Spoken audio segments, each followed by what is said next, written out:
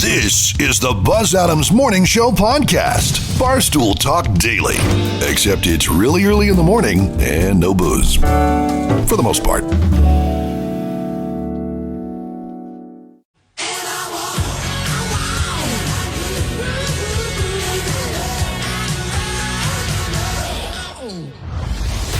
Buzz Adams Morning Show, Monday through Friday, 5 to 10.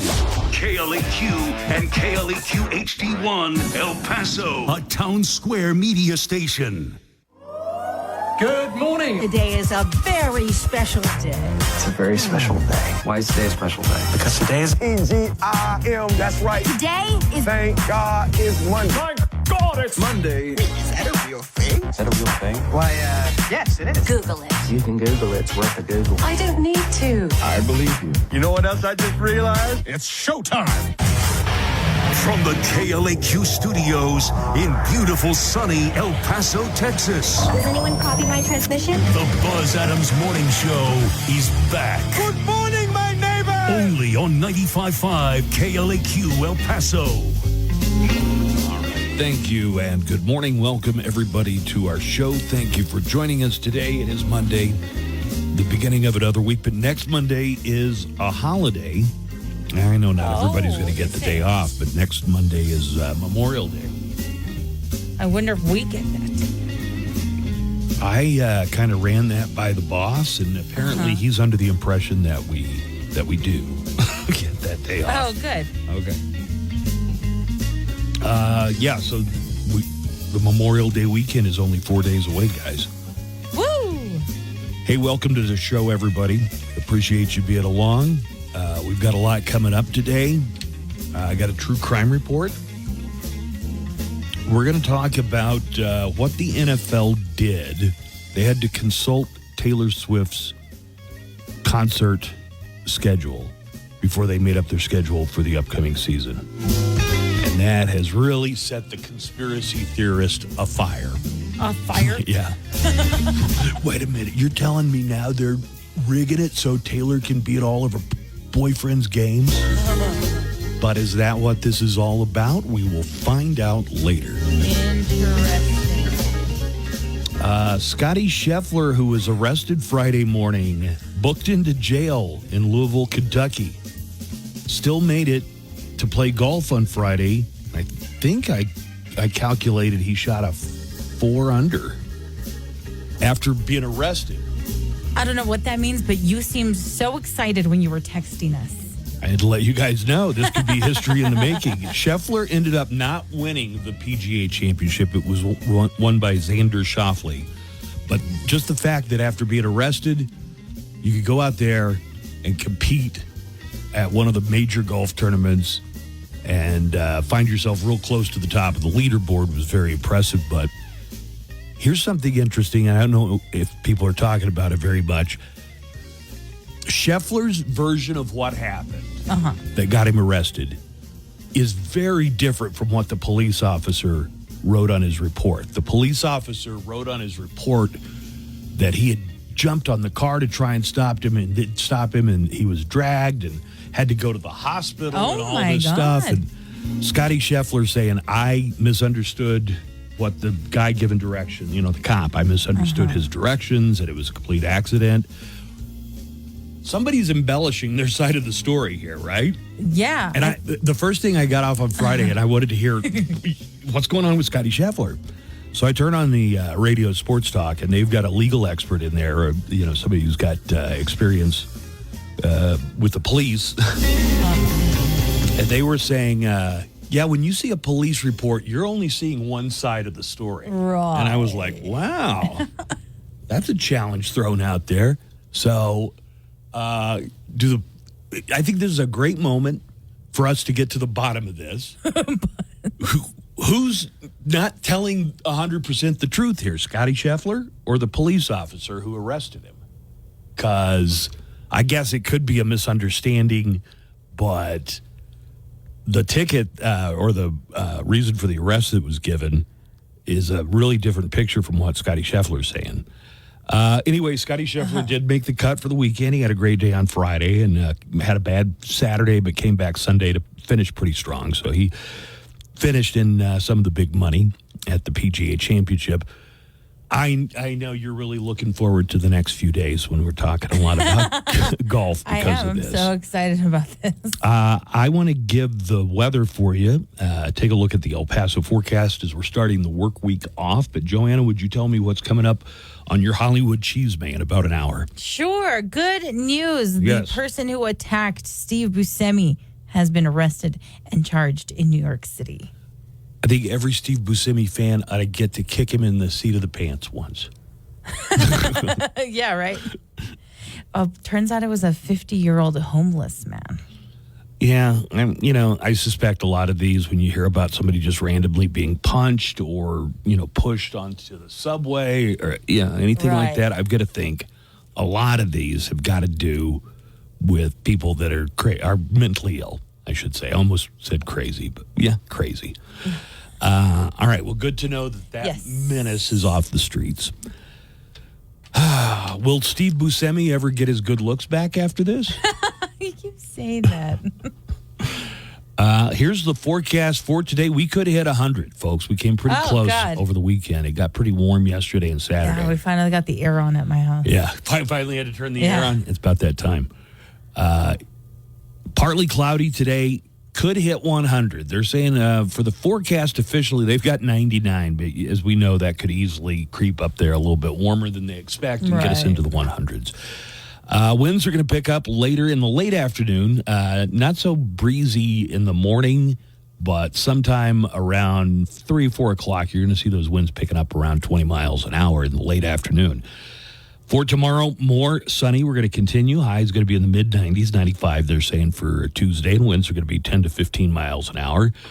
And then you can kind of press replay for the next few days. Mid-90s and sunshine Wednesday, Thursday, and Friday. Memorial Day weekend looks clear of rain. Looks like it's all sunshine and mid-90s for high temperatures. Winds are going to be a factor if you're getting out playing some golf or any other outdoor activity. Just be aware that the winds are typically going to be 15 to 20 miles an hour in the afternoon all week. As far as 1 week from today, Memorial Day itself, it is going to be a warm one, but it's going to be gorgeous. Sunny, 97 for Memorial Day, 1 week from today. El Paso weather brought to you by Painted Dunes Desert Golf Course. You can set up all your tee times and reservations online at painteddunes.com. That's painteddunes.com. Or call them at the Pro Shop. Their number is 915-821-2122 for Painted Dunes Desert Golf Course. As I mentioned, I'm going to have a true crime report coming up later on the morning show. We've got a lot more that we're going to be getting to. Nico will have the news.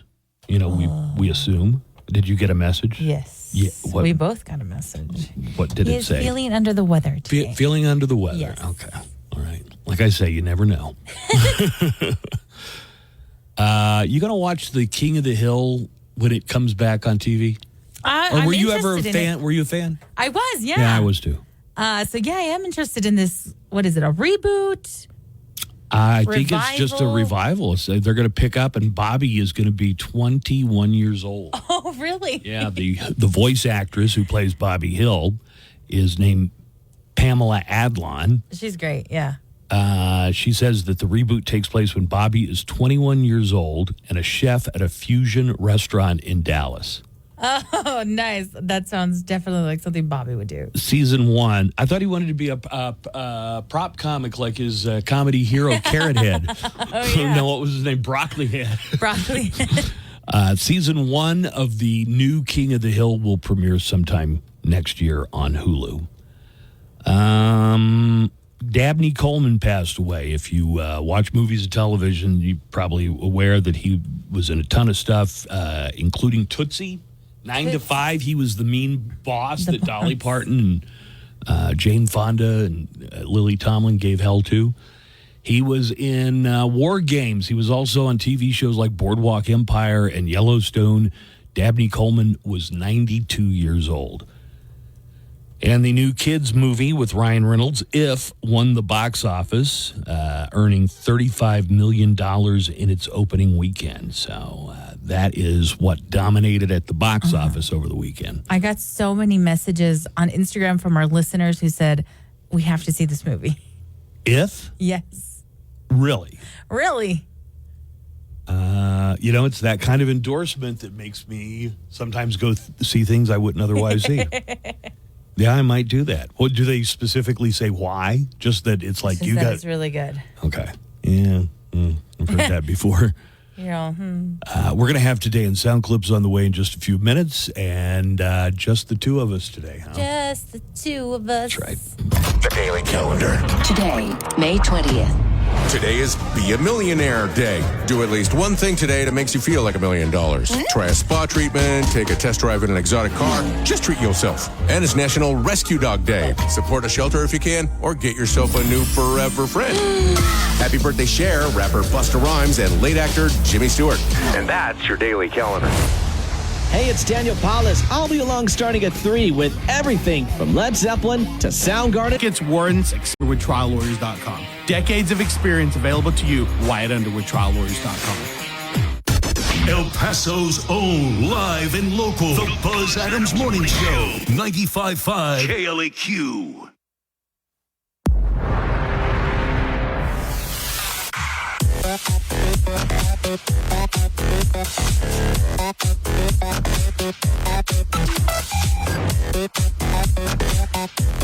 For another week, we are still registering, and you could be the winner of the VIP Upheaval Festival experience. The Upheaval Festival happens in Grand Rapids, Michigan in July, and it's a 2-day concert.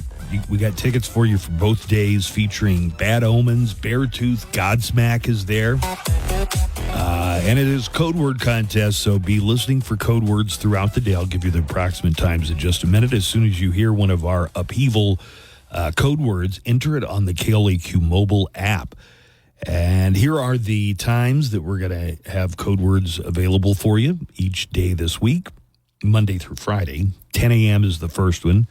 Then we've got another code word at 2 p.m., another one at 5 p.m., and then the final of the day at 8 p.m., and those times are rough estimates. As soon as you hear a new code word, enter it on the KLAQ mobile app. Just open up the mobile app and find the Upheaval Flyaway. Win the VIP Upheaval Festival experience, courtesy of Me Entertainment. So we've got that on the way. That is happening all week long for one more week. Coming up later, I've got a true crime report. Joanna has the Hollywood Cheesemay on the way this morning. We have a very, very full show, so why don't we go ahead and get things started by looking at news and Today in Sound Clips. And now, Today in Sound Clips. All of the day's news with accompanying sound bites and actualities. And we are going to start with the story out of Iran, where the president of Iran, it has been confirmed, died in a helicopter crash yesterday. President Ibrahim Raisi and 8 other people, including the Iranian foreign minister, confirmed dead in that helicopter crash. The helicopter was flying from Iran's border with Azerbaijan. The president of Iran was there to give a speech at the opening of a dam. Senate Majority Leader Chuck Schumer told reporters there was no sign that the helicopter crash was anything other than an accident. I've just spoken to the intelligence authorities. At this point, there is no evidence of foul play. It looks like an accident. Israel has denied having anything to do with the helicopter crash, and according to Chuck Schumer there, U.S. intelligence has found no evidence that the crash was caused by anything other than an accident. Thousands of Texans are still without power. Multiple tornado warnings also have been issued for parts of Oklahoma last night as another wave of severe weather battered the Midwest, including Oklahoma and Texas.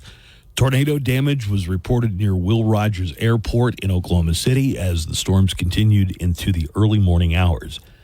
Texans are still dealing with the fallout of what some weather officials have declared was a derecho last week. What's that mean? Right, doesn't it? Yeah. Like a right hook? I guess.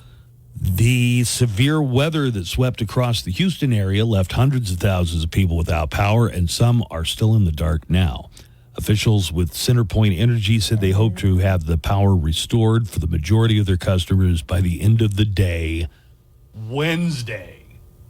Oh, a derecho is a widespread, long-lived windstorm that is associated with a band of rapidly moving showers or thunderstorms.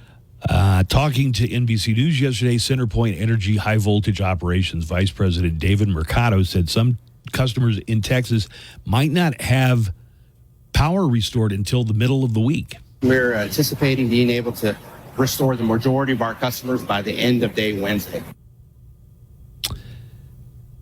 President Joe Biden gave the commencement speech at Morehouse College, which is a historically black university. There were some protests, but they were silent protests. Protests were expected during President Joe Biden's commencement address at Morehouse yesterday in Atlanta. Some students and faculty were opposed to Biden delivering the commencement address this year because of the Israel-Gaza conflict, and a handful of students turned their chairs away when President Biden began speaking. And a faculty member stood with her back turned away with her right fist raised in the air. However, it was not loud or disruptive. While alumni gave Biden several standing ovations, the 2024 graduating class of Morehouse remained seated throughout the speech. Here, let's listen in. During his commencement yesterday, President Joe Biden acknowledged the protesters around the country and says that he supports protest. I want to say this very clearly. I support peaceful, nonviolent protest. Your voices should be heard, and I promise you I hear them. More from Biden's speech, and this is one of the things, if you see in certain news outlets, that Biden is trying to buy votes. Mm-hmm. What they're talking about, in part, is his efforts to eliminate student debt. Biden reminded the graduates of that effort to eliminate student debt. I'm relieving the burden of student debt. Many of you have already had the benefit of it, so I can chase your dream and grow the economy. And the Supreme Court told me I couldn't. I found two other ways to do it. As that commencement was happening yesterday in Atlanta, also in Georgia, 11 people were shot in downtown Savannah, Georgia. Chaos erupted in downtown Savannah, leaving 11 people with gunshot wounds. All of the victims were adults, and no deaths were reported. In a press conference, Savannah Police Chief Lenny Gunther revealed that the casualties and that the shooting started with a fight. This incident stemmed from a dispute between two females in an establishment in the area. It spilled over into Ellis Square. That dispute became bigger. Individuals, unfortunately, had guns in the area. There was a heavyweight title fight over the weekend between the champion Tyson Fury and Alexander Usyk. And it came down to a split decision, so let's hear the call. Mike Fitzgerald has it. 114-113 to the winner by split decision from Ukraine, Alexander Usyk. He's done it! Now, the undisputed heavyweight champion of the world. So, for the first time in a quarter century, we have an undisputed heavyweight champion in boxing. This fight took place in Riyadh, Saudi Arabia. The last time there was an undisputed heavyweight champion in boxing was 1999. Oh, wow. When Lennox Lewis defeated Evander Holyfield in Las Vegas. Fury was very vocal with his displeasure, so I guess you could say Fury was furious. And he claimed that he won the fight, and the only reason it went his opponent's way is because he's from Ukraine. That's according to Tyson Fury. We both put on a good fight, best we could do. And, you know, his country's at war, so people are siding with the country at war. But make no mistake, I won that fight in my opinion, and I'll be back. I got a rematch clause. All right. Okay. So expect a rematch.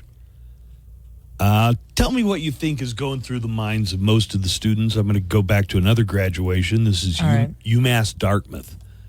Commencement speaker there is a billionaire named Robert Hale Jr., the founder of Granite Telecommunications. And he had a surprise present for every graduate at Dartmouth. Oh. You ready to hear? Okay. And then listen to the catch. Each of you is getting $1,000 cash right now. Okay, hang on. Listen, there's a stipulation. Hang on. The first $500 is our gift to you. The second $500 is for you to give to somebody else or another organization who could use it more than you. All right. So how many of those graduates are thinking, $500 isn't even all that much money? So you're just giving me $500 then? Yeah. Also, are you going to check and make sure that I gave the other $500? How are you going to know I gave those other $500 to someone else? I am sure that was going through the minds of some of the students, and perhaps I don't blame them. I got a couple of stories from the world of music. First of all, Def Leppard's Joe Elliott recorded a message to his fans. Apparently, Joe Elliott is fed up with people pretending to be him to scam people out of money. So Joe Elliott makes a really good point here as he pleads with people not to be taken in by scammers claiming to be Joe Elliott. Here's the deal, right? I am the real me, okay?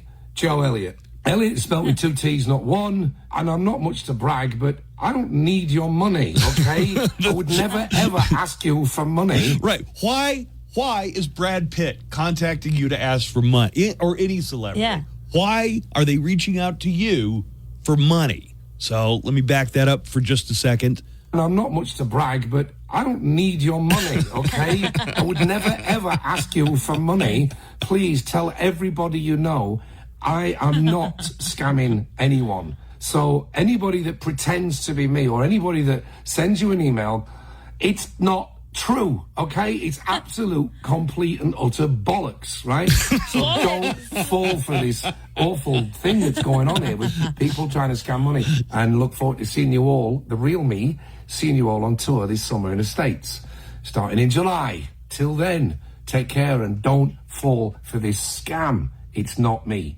It's all bollocks. Bollocks. I don't need your money. Isn't British swearing charming? Yes, it is. Okay, before we get to the other music story, then if you like British accents, especially when people are mad, here is a little British girl named Marnie who's, 7 years old, and she's fuming over a guy overcharging for ice cream that he was selling out of a van. Oh.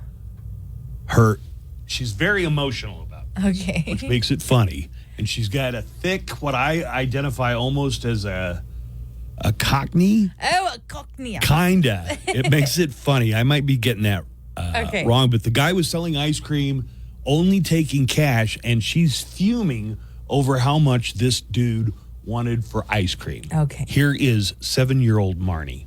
Girls, what's just happened? So, there's an ice cream van there selling just 2 ice creams with 2 chewing gums in it. Yeah. For bloody £9 for 2 of them. £9 for 2? Yeah, £9. Yeah, £9. A bloody £2. A bloody £2. £9. Yeah, £9. With 2 chewing gums in it. Yeah. For bloody £9 for 2 of them. £9 for 2? Yeah, £9. That is going to get nowhere. One that comes on my street is either £1 a pee or £2. That is going to get nowhere with that. No, he ain't, is it? No, he ain't. That's well bad, isn't it? You should know. And he only does bloody card. Stood there with my cash. Bloody hell. That's well bad, isn't it? It's well bad. Yeah, bet he can hear me. I could only make out the bloody hell. I need captions for this little girl. We'll try that later. I'll see if I can. I speak a bit of English. Oh. By the way, £9 is around $11.50. Damn, that is bloody expensive. £9? £9? I'd be furious too. Edgar in the app chat goes that the students that were given the $500, but you have to give it to the other $500. You need to give the little girl money for the ice cream. students should just give those $500 to each other. Right. Hey, yeah, now I know this guy down the hall who's worse off than I am. Right. Video of Diddy, that is Sean Combs brutally assaulting his ex-girlfriend Cassie Ventura in 2006, has surfaced, and it is disturbing to watch, to say the least. It shows him running down the hall with a towel around his waist, hitting her, dragging her down the hallway. Diddy settled with Cassie earlier this year after she sued him, but he denied her claims. Their settlement was, I guess, I give you money, but I don't have to say I did anything wrong. Well, now that there's video, now he's apologizing. Here is Diddy. But I make no excuses. My behavior on that video is inexcusable. I take full responsibility for my actions in that video. I'm disgusted. I was disgusted then when I did it. I'm disgusted now. Diddy also said that at the time he was, in his words, up, and says that he is now in therapy. But something tells me that's not all we're going to hear coming out about Diddy. No, for sure, right. Just kind of following the chatter that's going on. I think there's a lot more probably coming. A politician was bitten by 2 snakes while taking down a campaign sign.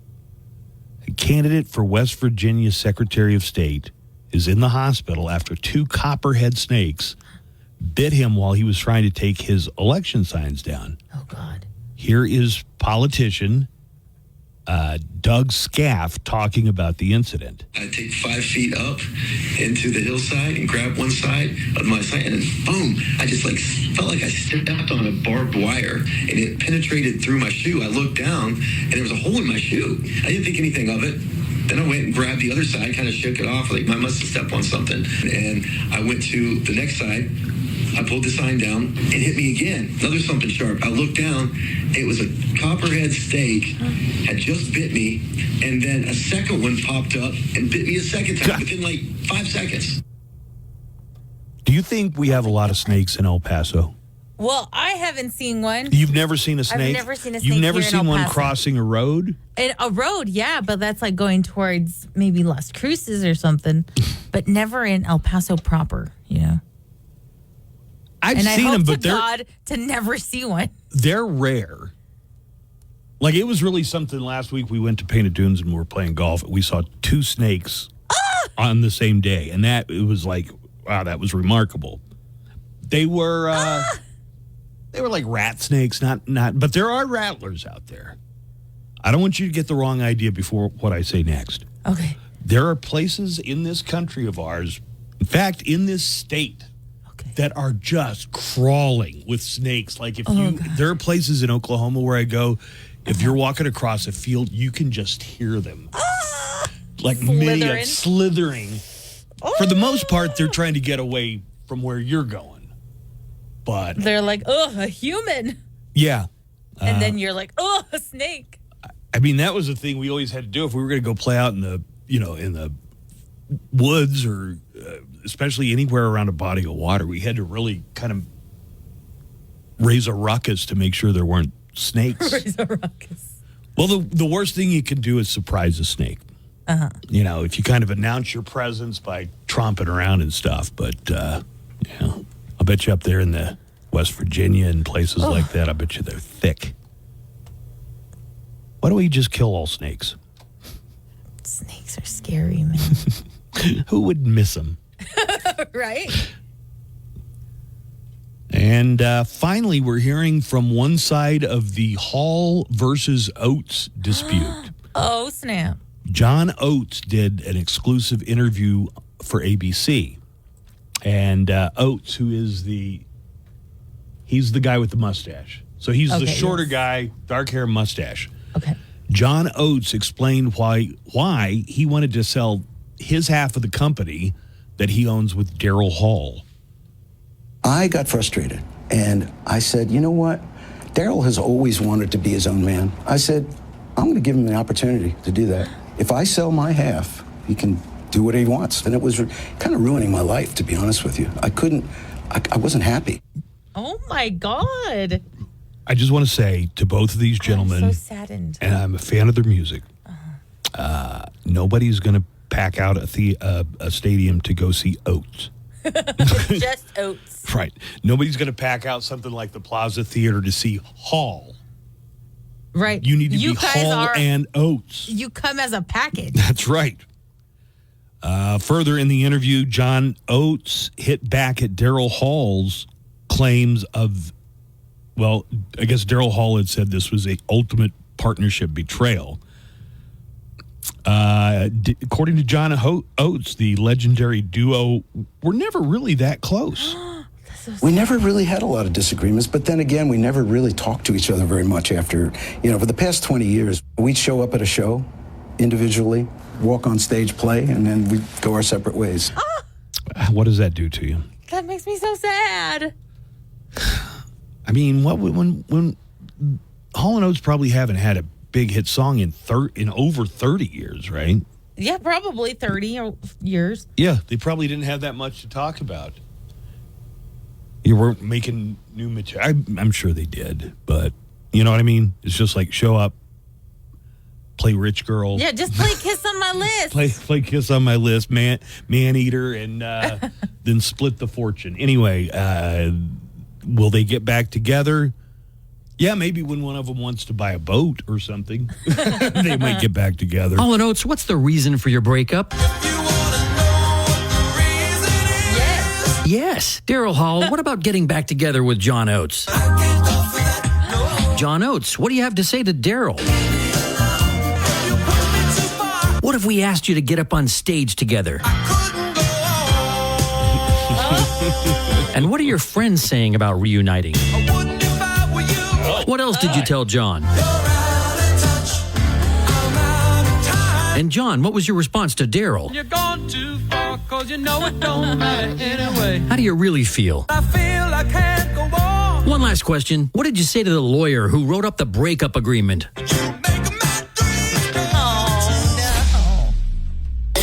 Artist interviews, new music discoveries, celebrating artists' birthdays, commemorating releases, champion of all things rock. Centers may increase bleeding about all planned medical or dental procedures. Learn more at Eliquis.com or call 1-855-ELIQUIS. Live from the KLAQ studios, the Buzz Adams Morning Show. Courtesy of Glasheen, Vyas, and Enderman Personal Injury Lawyers at GVILaw.com.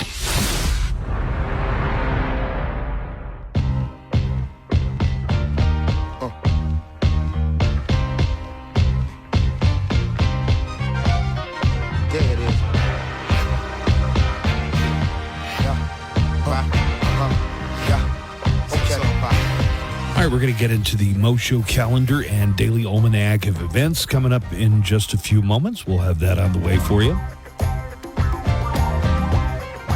I want to let you know that KLAQ, we're 2 weeks in already for our summer concert series at McElligin Canyon Amphitheater. It's Cool Canyon Nights presented by Westar. Every Thursday night, join KLAQ at McElligin Canyon Amphitheater for a night of free music. Brought to you by Westar. It's free to attend. The parking is free. They even have shuttles. You know, some of the roads around there can be a little steep, so they'll send out a shuttle to pick up Abuela if you want them to. So it is a free concert every Thursday. And listen to what we have for the next couple of weeks. All right. On the main patio stage this Thursday, Prime Rocks is going to be the headlining entertainment. And then May 30th, a week from Thursday, the Rocket Man Experience. It's Tom's Elton tribute. And you guys had, I think I was out of town last year, but you said the Elton John tribute guy was really good. He was so good. Well, he's going to be back a week from Thursday. Sweet. But this Thursday, it's Prime Rocks. Come out every Thursday, enjoy it, a free concert.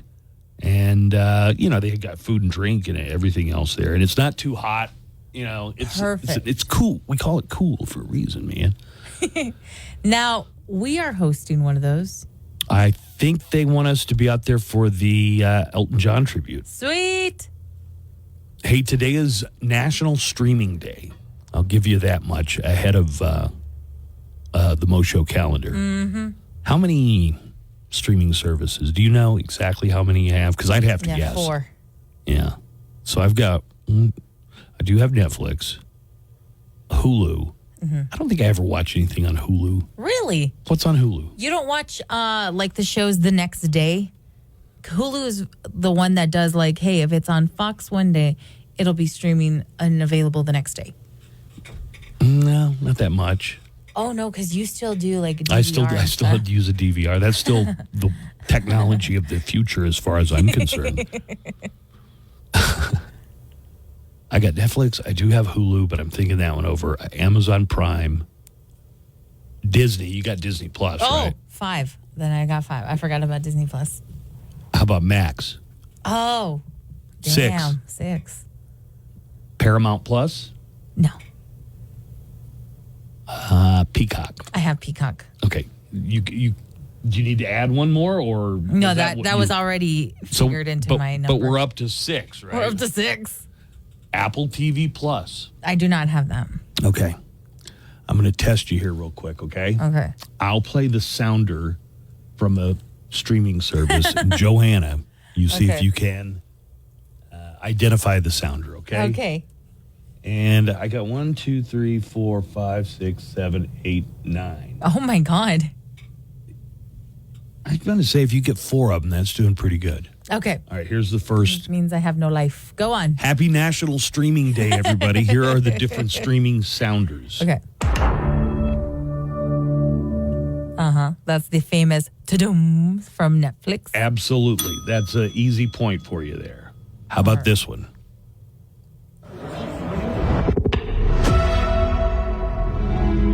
I want to say that's Hulu. It is Hulu. Damn. I don't have a life. Go on. Wait, do you have Hulu or you don't? I do have Hulu, yeah. That's 2 for 2. Okay. How about this one?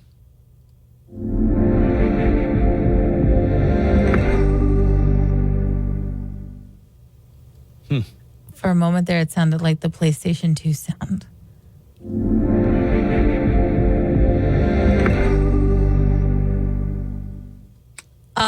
Prime? I don't know how you got that, but that's right. Damn. I didn't. I maybe they don't. I don't even know if I've ever heard Prime do one of those. I didn't know they had a sound. Me neither. Maybe they just don't do it as often. Like anytime you go to watch anything on Netflix, you got to listen to that. Ta-dum. Yeah, to that thing. Okay, now all right. You've gotten 2 already. All right. And I said you'd pass if you got 4. Right. So here's the next one.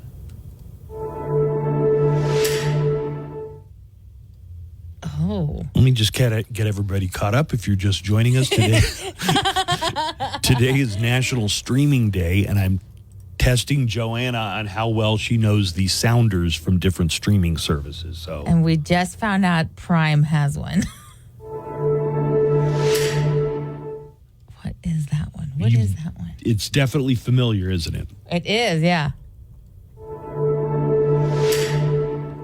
Is it Max? Oh, no. It is not. 1, 2, 3, 4. What is that? Disney Plus. That's Disney? Mm-hmm. Shame. Right. I would have almost given you that one. I figured you knew that one plenty well. You don't watch any of the Star Wars stuff on Disney Plus, do you? No. I've been seeing commercials for this new Star Wars show called The Acolyte, and are you hooked? It looks good. That's why you can't part with your Disney Plus. I don't want to sound like a broken record, but it looks freaking awesome. And it won't tell you exactly when it starts. Just streaming soon. That's the most it'll tell you. I hate when they do that. Give me a date. Yeah. Here is the next streaming service sound. Okay. That one is very familiar. They play the hell out of that one if you have the streaming service. Is that Max? That is Max. All right. So you've got, what have you got? Three? Three out of 4. You've got 4? Yeah. Let me, hold on. All right. Yeah, I got Netflix, Hulu, Prime. Did you get Prime? Yeah. And then this one, Max. Then you missed I missed the Disney. Okay. So you got Max. Once again, this is Max. Okay, you ready for the next one? Okay.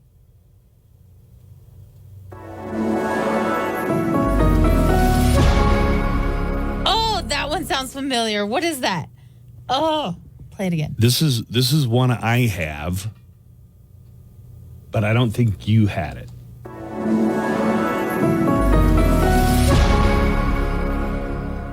Then why does it sound familiar? Maybe you had it like for a free weekend or something. I do they a still lot of the do free that? weekend ones. Yeah. Was that Paramount? That's Paramount Plus. Damn, I don't even have that.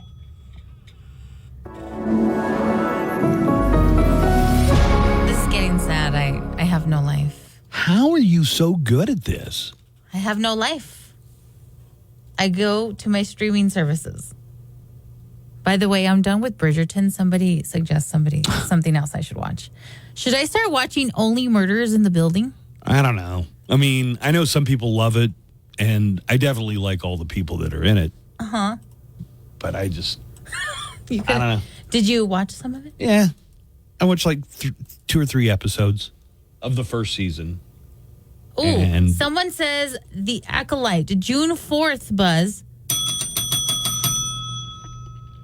Is it like Eli of the Moon? No, I don't know who this is. Joe. Well, thanks, Joe. All right, you ready for your next streaming sounder? Yes.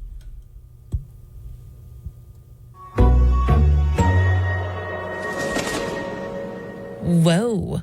Now that's one I don't recognize at all. Is it Peacock? Yes. All right. How are you? You're just... Look, now I'm throwing pasta at the wall, seeing what sticks. Mm-hmm. And it's working. Just one more. You've Okay. proven yourself.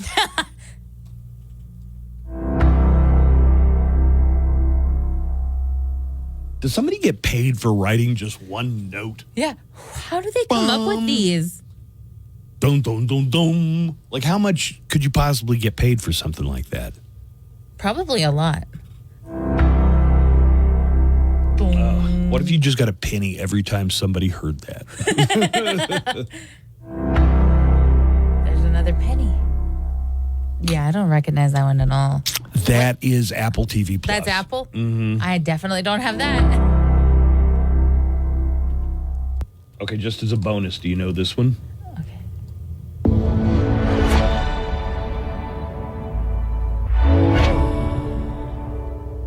Oh, it kept going. Mm-hmm.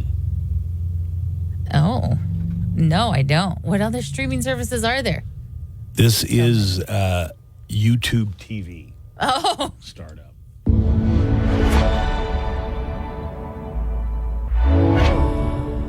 Now I feel like they all just kind of like copied from the PlayStation 2 sounds. Yeah. Let's go ahead and look at our Mo Show calendar and daily almanac of events and find out what else is happening in addition to National Streaming Day. It's also National Rescue Dog Day. Today is Weights and Measures Day. And it's World Bee Day. Also, National High Heel Day. And it is Blue Jeans Day. We have a special tribute to Blue Jeans coming up. Sweet. Birthdays today include rapper Busta Rhymes, who is 52. NASCAR legend Tony Stewart is having a birthday. He's 53. And one of the great, I think, underappreciated actors, Timothy Olyphant, is 56. Oh my God, I love Timothy Olyphant. What have you seen him in? Oh, he came out in Santa Clarita Santa Clarita Diet. Diet. He plays Drew Scream Barrymore. 2. He was in Scream 2. Yes. Was he like a kid? He was they were supposed Like a to be young college man? students. Yeah. Justified? Did you ever see it? Justified. He came out in The Mandalorian. Oh, that's right. He did. I love him. Deadwood was where I think he got really, really famous. Timothy Oliphant, 56 today. Birthday for Mindy Cohn, who played Natalie on The Facts of Life. Natalie from Facts of Life. Mindy Cohn is 58 today. She always seems so whiny. Yeah, it seemed like she did a lot of whining. Bronson Pinchot, who played Balky, is 65 today.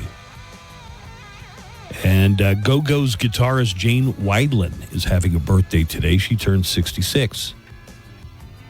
And here is a legendary performer for you. Cher is 78. Cher.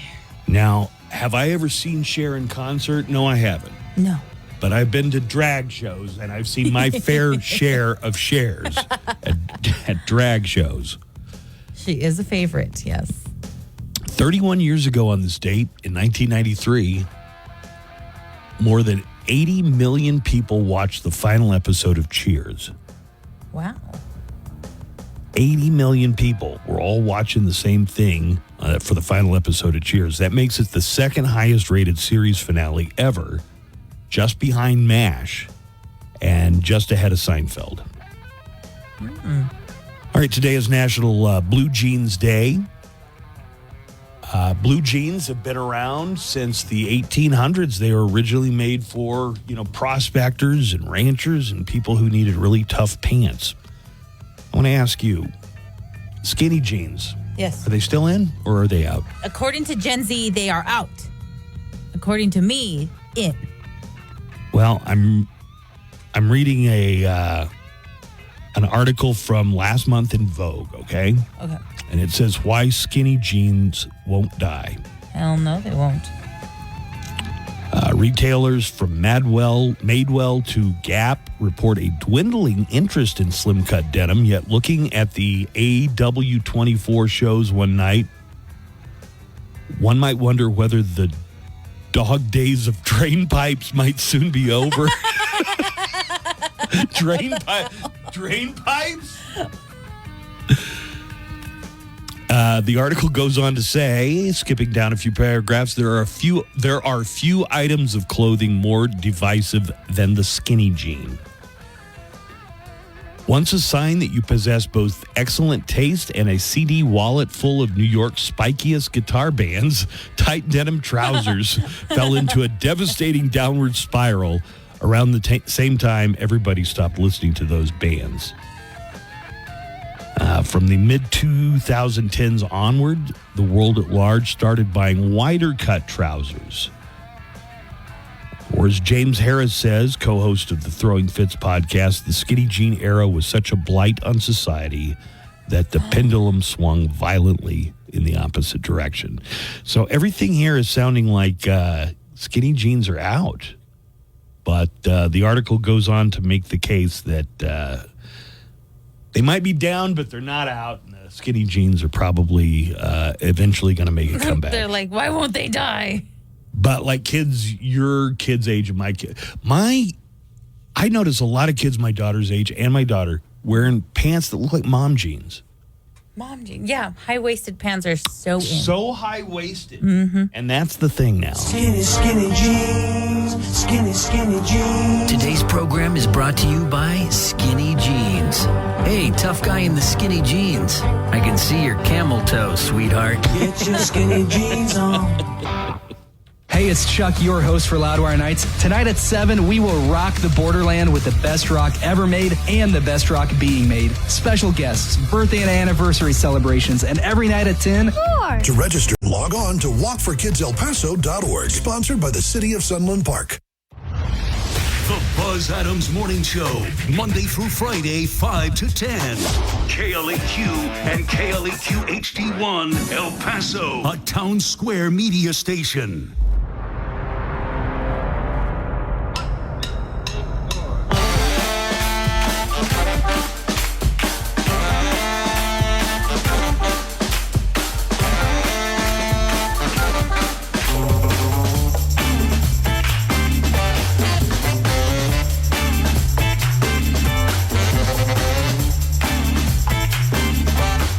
right. For today's show, I just need to announce that for today,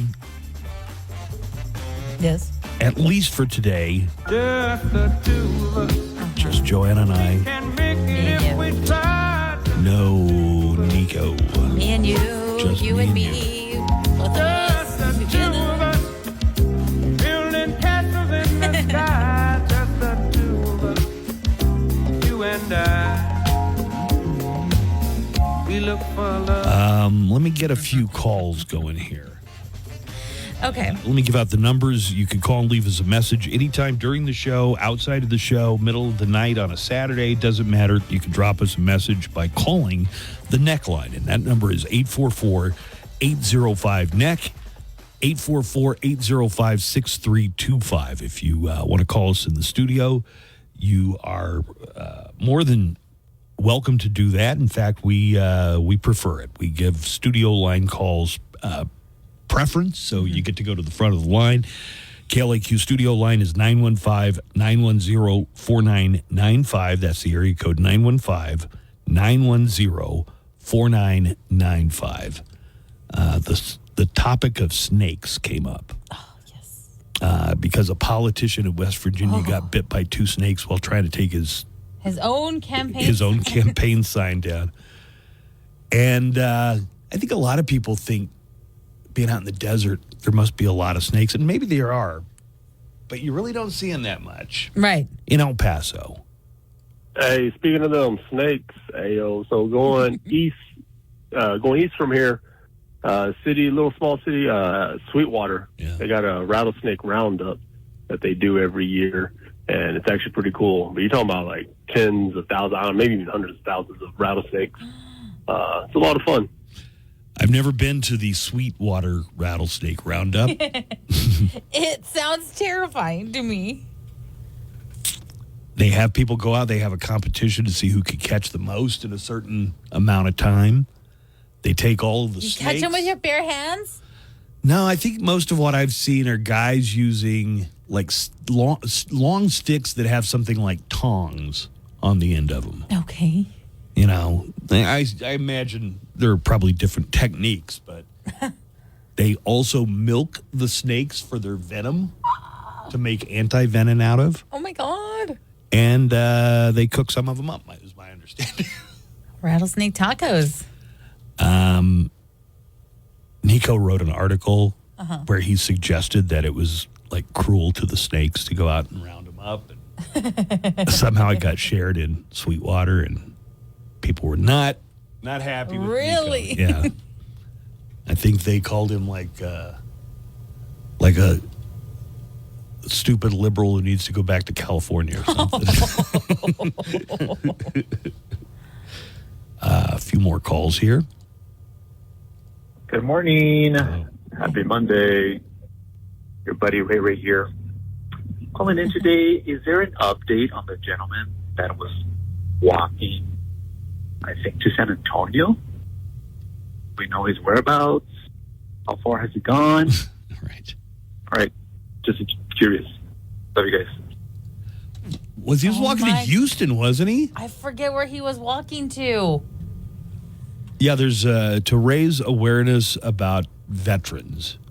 This guy that we had in the studio last month, I want to say, Yes. was going to walk, I thought, to Houston, up to Oklahoma, and then back to El Paso. No. Okay. Where the hell was he going? I found his email.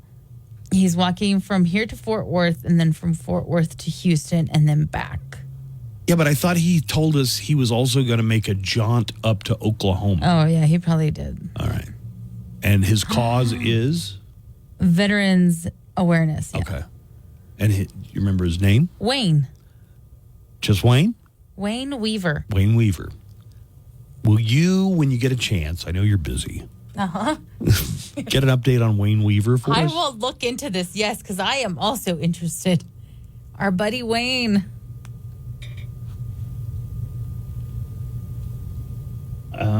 Let's see what else we got.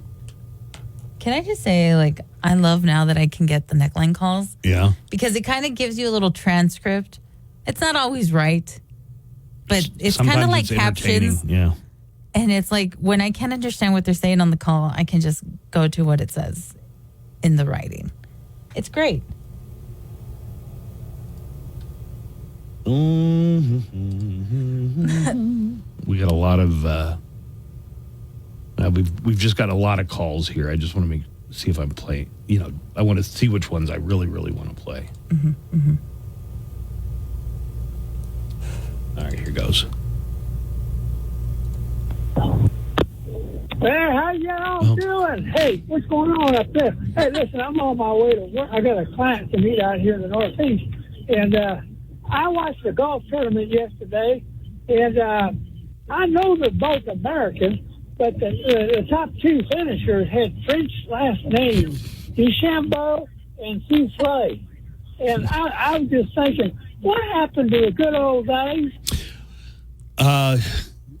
Soufflé? Soufflé is one of the golfers was named Soufflé? We used to have good American players. I mean, goddamn American players to the bone. What happened to the Chichi Rodriguez and the Lee Trevino's and Sammy Ballesteros and Javier Bardem and Cheech Marin? What happened to the real talented personality players with charisma? Back then we had players with nicknames. Craig the Walrus Stadler, Paul Stankowski. Now you ain't got no nicknames. What happened to the good old days? That's all I got. Thank you. Xander Schauffele, not Soufflé. Oh. And Bryson DeChambeau came in second in that tournament. So I have an update, and I would like input on this or feedback. Scotty Scheffler, the number one golfer in the world, was arrested Friday. There had been an accident, pedestrian fatality out front that didn't have anything to do with Scheffler, okay? But it was delaying traffic, and the stories are not lining up here. So the officer wrote on the report that Scotty Scheffler, first of all, golf, the PGA right now has a real image problem when nobody standing outside the club where the tournament was being played recognized the number one golfer in the world. You probably got a branding problem that they need to deal with. But the police officer said that Scheffler ignored his instructions, sped off, dragging the officer along with him. Oh, God. Attached to the vehicle. The officer said that his... What did you call it? TJ Hooker? TJ Hookerin, yeah. The officer said in his report that he had to go to the hospital and his pants were ruined. And Scotty Scheffler was taken to jail because of the delay involving the pedestrian accident.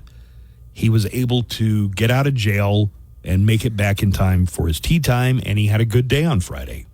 He was among the leaders. Oh, good for him. This would be a good time to have this conversation because as soon as I got off, I started listening to sports you were talk. so excited to leave here Yeah. to go do that. And they were saying, they had a legal expert on who was going, well, a police report only gives one side of the story. Scotty Scheffler, when he was finally interviewed after his round, said that it was a misunderstanding. He thought he was following the officer's instructions and that it was just a big misunderstanding, and he 100%, he didn't have a negative word to say about the police. Not one negative word. Awesome. Whose story doesn't line up here?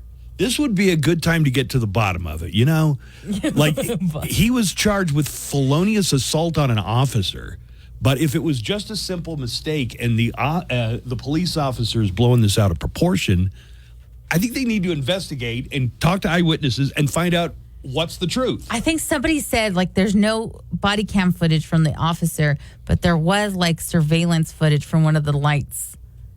And they're saying that footage may come out later today. I think we all need to know, if... I want to see if he really did TJ Hooker him.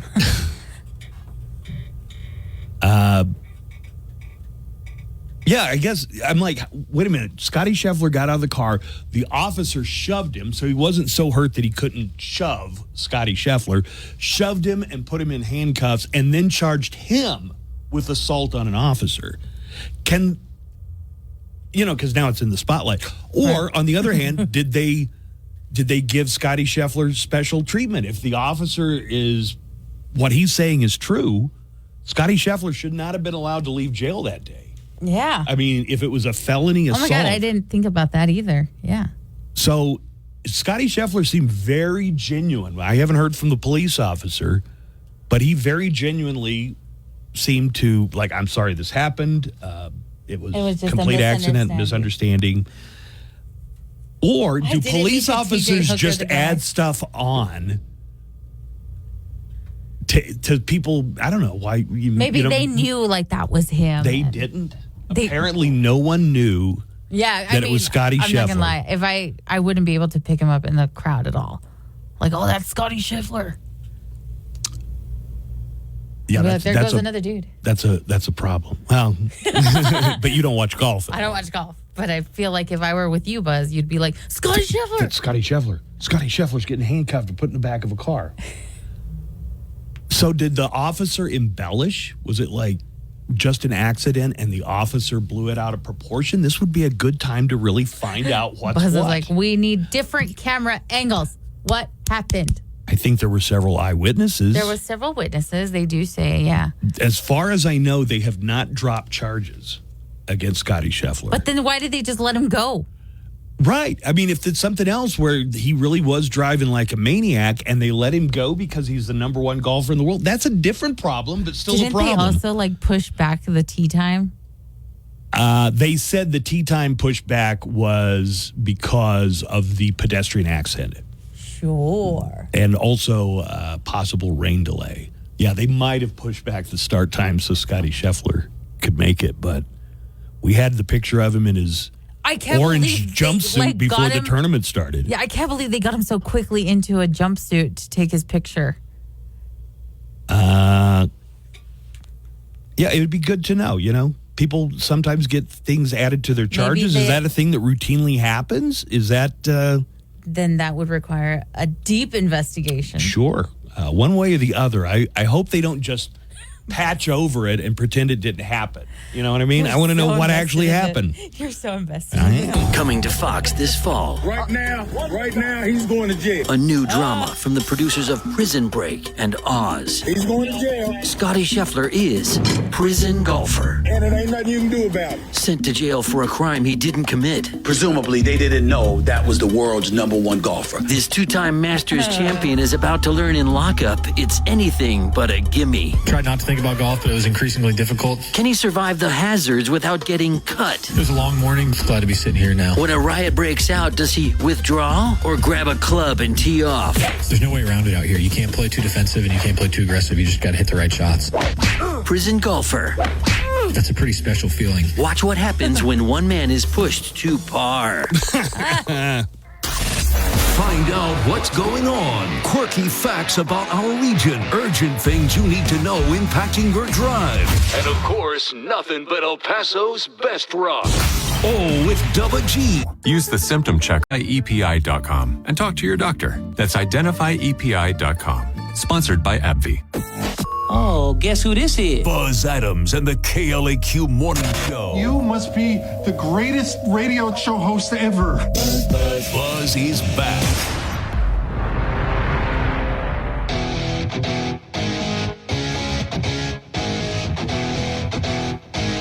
All right, Joanna has the Hollywood Cheesemate coming up here in just a few minutes. It's Monday. It could get very close and maybe even reach 100 degrees today. Oh, Lord. The forecast has it predicted at 99. At least we have electricity. You can't say that for everybody in Texas. There are some customers in the Houston area that are not going to have their power restored until Wednesday. Isn't that terrible? Awful. I mean, I guess it's better than when the power went out during a blizzard a couple of years ago and, people were dying. Oh, God. This might be uncomfortable, but yeah. A lot of weather events, tornadoes across Oklahoma yesterday. A derecho, and you looked that up. They said it was a weather phenomenon known as a derecho.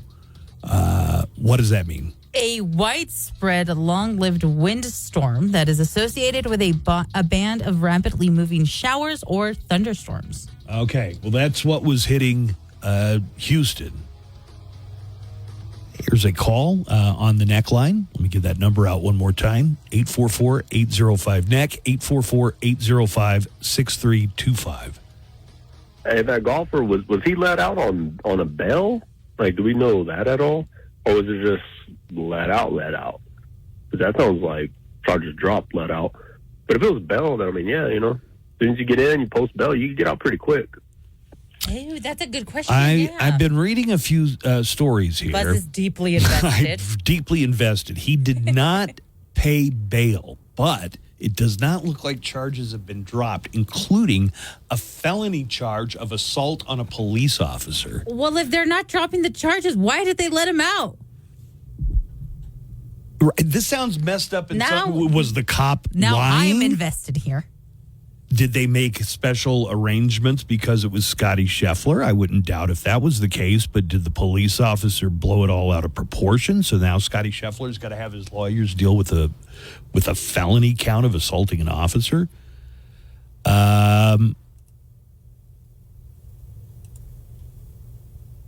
Let's see. Sus. There's a lot suspicious about this, but it looks like, from what I'm seeing, Scheffler was released without bail in time to play the second round, which was Friday. He said his head was still spinning when he arrived at the course, but he shot a 66 that was spectacular considering the circumstances. I don't know what any of that means. I got to tell you, I watched the press conference with Scotty after his round, and he is just so even-keeled and respectful. And he spent the first 5 minutes talking about the family of the pedestrian who was killed. You know, that didn't have anything to do with him. Right. But he's a real class act. It's hard to believe that somebody as even-tempered and just it seems like a really good dude, would feloniously assault a police officer. So if he didn't do it, how often do the police just add bogus charges? He says it was all a misunderstanding. Maybe this dude just didn't like Scotty Scheffler. He didn't know Scotty Scheffler. That's what everybody was talking about. Nobody knew. Maybe he was a DeChambeau fan. Then I really got something against him. Because DeChambeau, oh man, I'm so glad he didn't win. He went to that Live Tour, the one sponsored by the Saudi Arabians.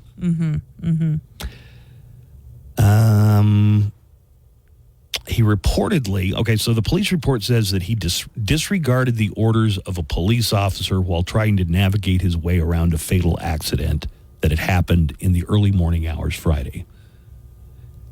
According to the police officer, he ignored the officer's request to stop.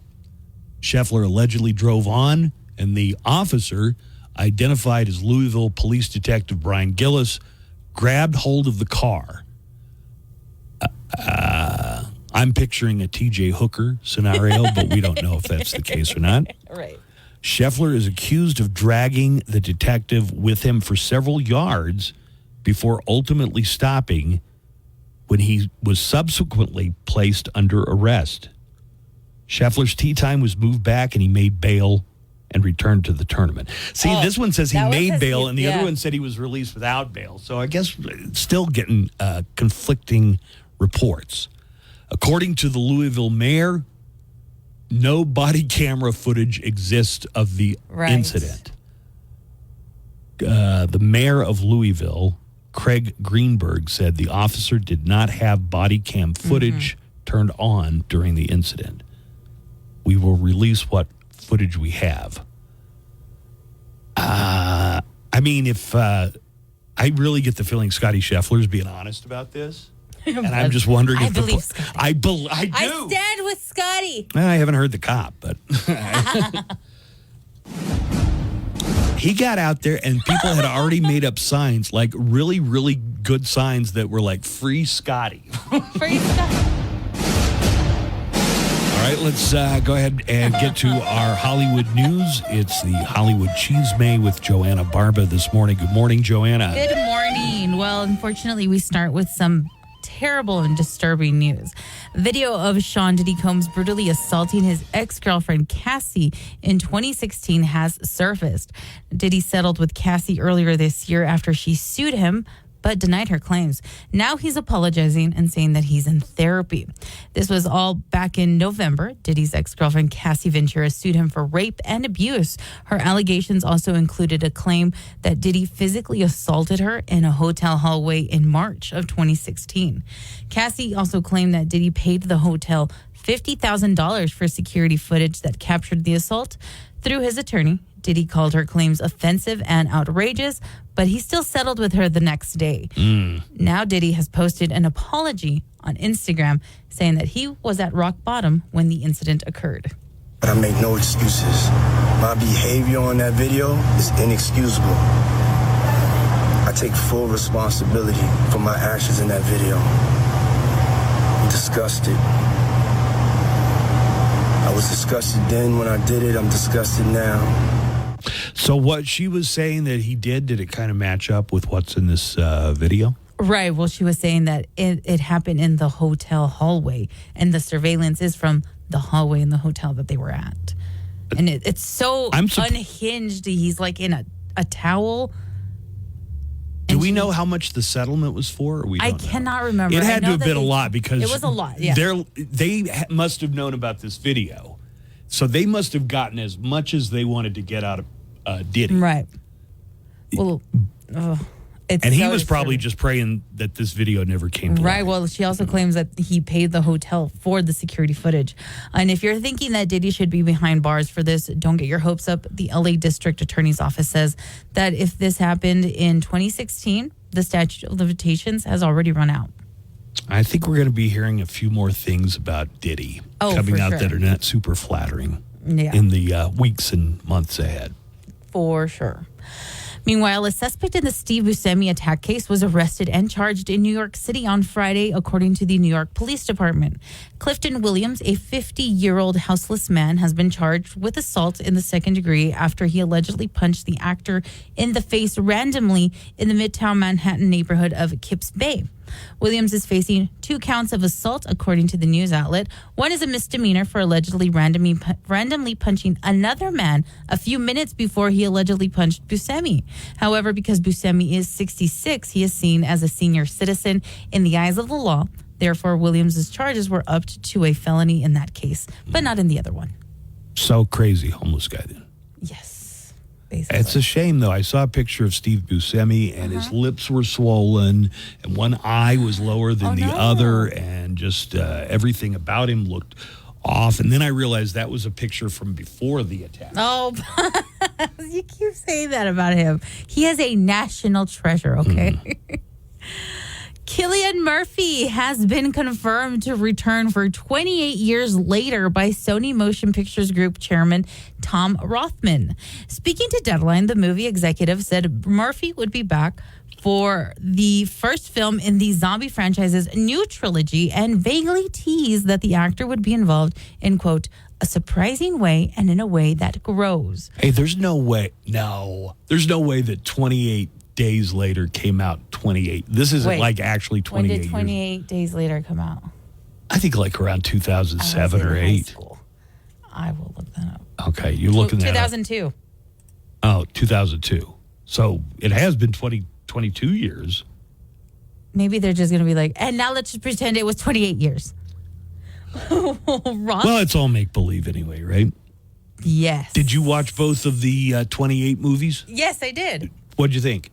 Really good. And I thought the second one was a really unique spin on everything. This was also the time where like the remake to Dawn of the Dead came out, and it kind of like introduced this whole thing of zombies that are super fast. The Dawn of the Dead movies were not they were not super fast. Yes, they were. Were they? I'm pretty sure they were. Oh. I have to watch that again. The one where it was like super scary. Like these zombies can run. No, I remember that when I saw 28 Days Later. Those were the fastest zombies I'd ever seen. Scary, right? We need to put some of those zombies on the Olympic team. Well, Rothman also praised the film's director, Danny Boyle, saying that this is him at his best. Further addressing 28 years later, Rothman emphasized the movie is, quote, not in any way a literal sequel. The new trilogy will star Ralph Fiennes, Aaron Taylor Johnson, and Jodie Comer, with Murphy also serving as executive producer. It reportedly will be shot back-to-back with the next installment, which will be directed by Candyman's Nia DaCosta, and is set to open in theaters on June 20th of 2025. To my knowledge, that's the first thing I ever saw Cillian Murphy in. Yeah, right? Yeah, I think that was like his big break. Also, for 28 years, I've been saying Cillian Murphy. We were all wrong. It took Oppenheimer to get us all to pronounce Cillian Murphy's name correctly. Well, no magic will be allowed here. Food Network has ordered a baking competition inspired by the Harry Potter franchise. Harry Potter Wizards of Baking will feature innovative pastry chefs as they craft spellbinding sweet creations inspired by the Harry Potter films. The show will be filmed at the Warner Brothers Studio Tour London's The Making of Harry Potter location, giving the competitors unprecedented access to the actual sets where the films were made as they present their creations to the judges and special guests. The show will take place on sets based on iconic Potter locations like Hogwarts, Platform 9 3/4, Gringotts Wizarding Bank, and the Burrow, and more. Fun. And finally, Cannes Film Festival went crazy for the jaw-dropping, nauseating, defiant, and hilarious The Substance, a body horror thriller from French director Coralie Forgiat, starring Demi Moore and Margaret Qualley. On Sunday night, and this may be the new time to beat Buzz, guess how long the standing ovation was? 9 minutes. It got an 11-minute standing ovation. I've never loved any movie that much. I mean, there are movies I love, and it was like, but I'm not going to stand for have 11 minutes. Have you ever been in a theater when people get up and clap? I have. Like when I go see a play or something and people are just clapping, and I'm all, when do we stop? No, but have you been to a movie when you've seen people? I've never seen one at a movie theater. I have. You have? Yeah, I think at Infinity Wars. Oh, I mean, some people clapped when I went to see that one. But not a huge, not everybody on their feet. Yeah. Well, The Substance is the tale of a once great actress played by Moore, whose certain age has relegated her to a Jane Fonda-style fitness show. When she's fired, she's offered a trial of the medical treatment the film is named for. It promises a younger, better version of herself through a cell-replicating process. Oh, I think Demi Moore has probably already tried everything available anyway. With your entertainment news, I'm Joanna Barba. While you're working away, we're working for you. Our job starting at 10. Supplies won't last. Where it's easy to get a great night's sleep. Live from the KLAQ studios, the Buzz Adams Morning Show. Courtesy of Glasheen, Vyas, and Enderman Personal Injury Lawyers at GVILaw.com.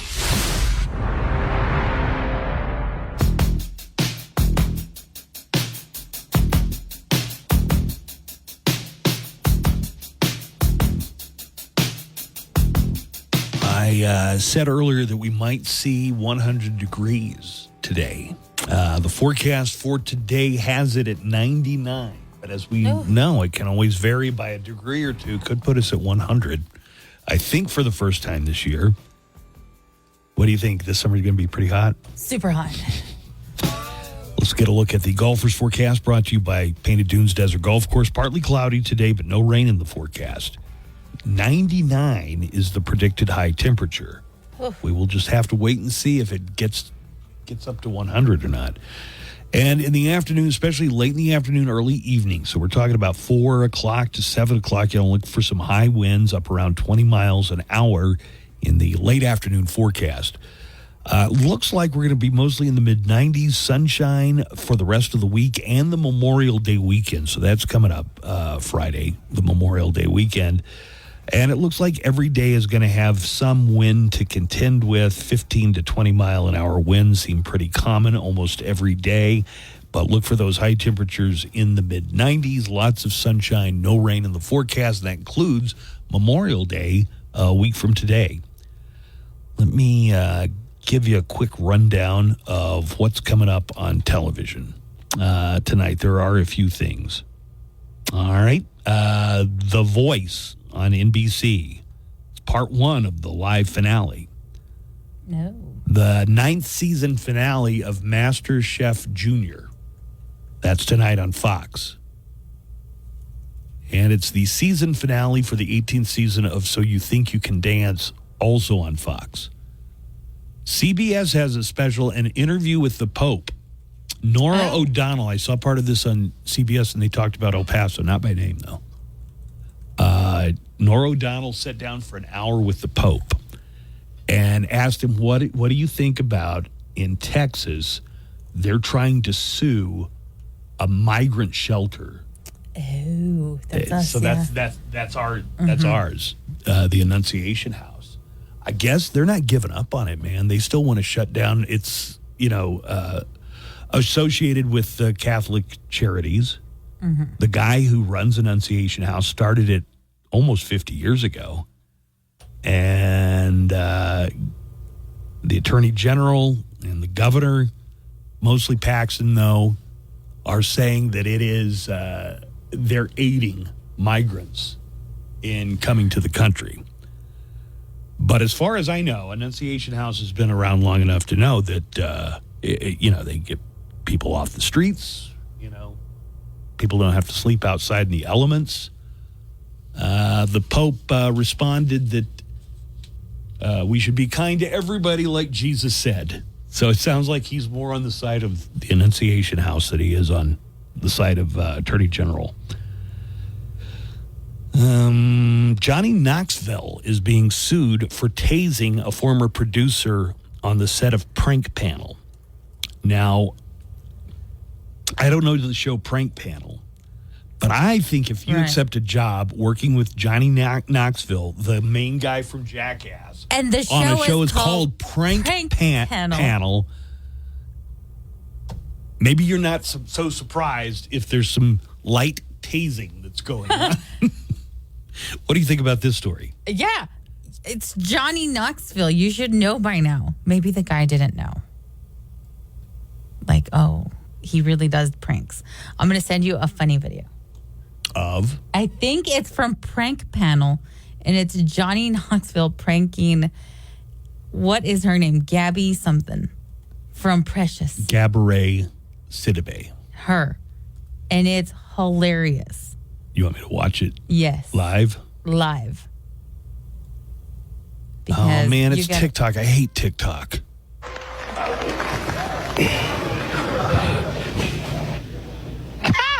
Bitch, is this cake? No, it's not. Precious sit down in a chair made of cake. Her reaction to it gets me every time. Bitch, is this cake?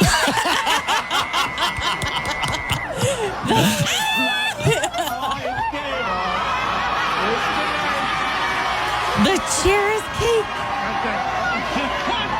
And there was no plan to prank you today. Ah, that one always makes me laugh. It actually, a chair made of cake actually held up. I thought when you were describing it to me, I thought she just like collapsed through the cake, Oh, that's a sturdy cake. Way sturdier than it.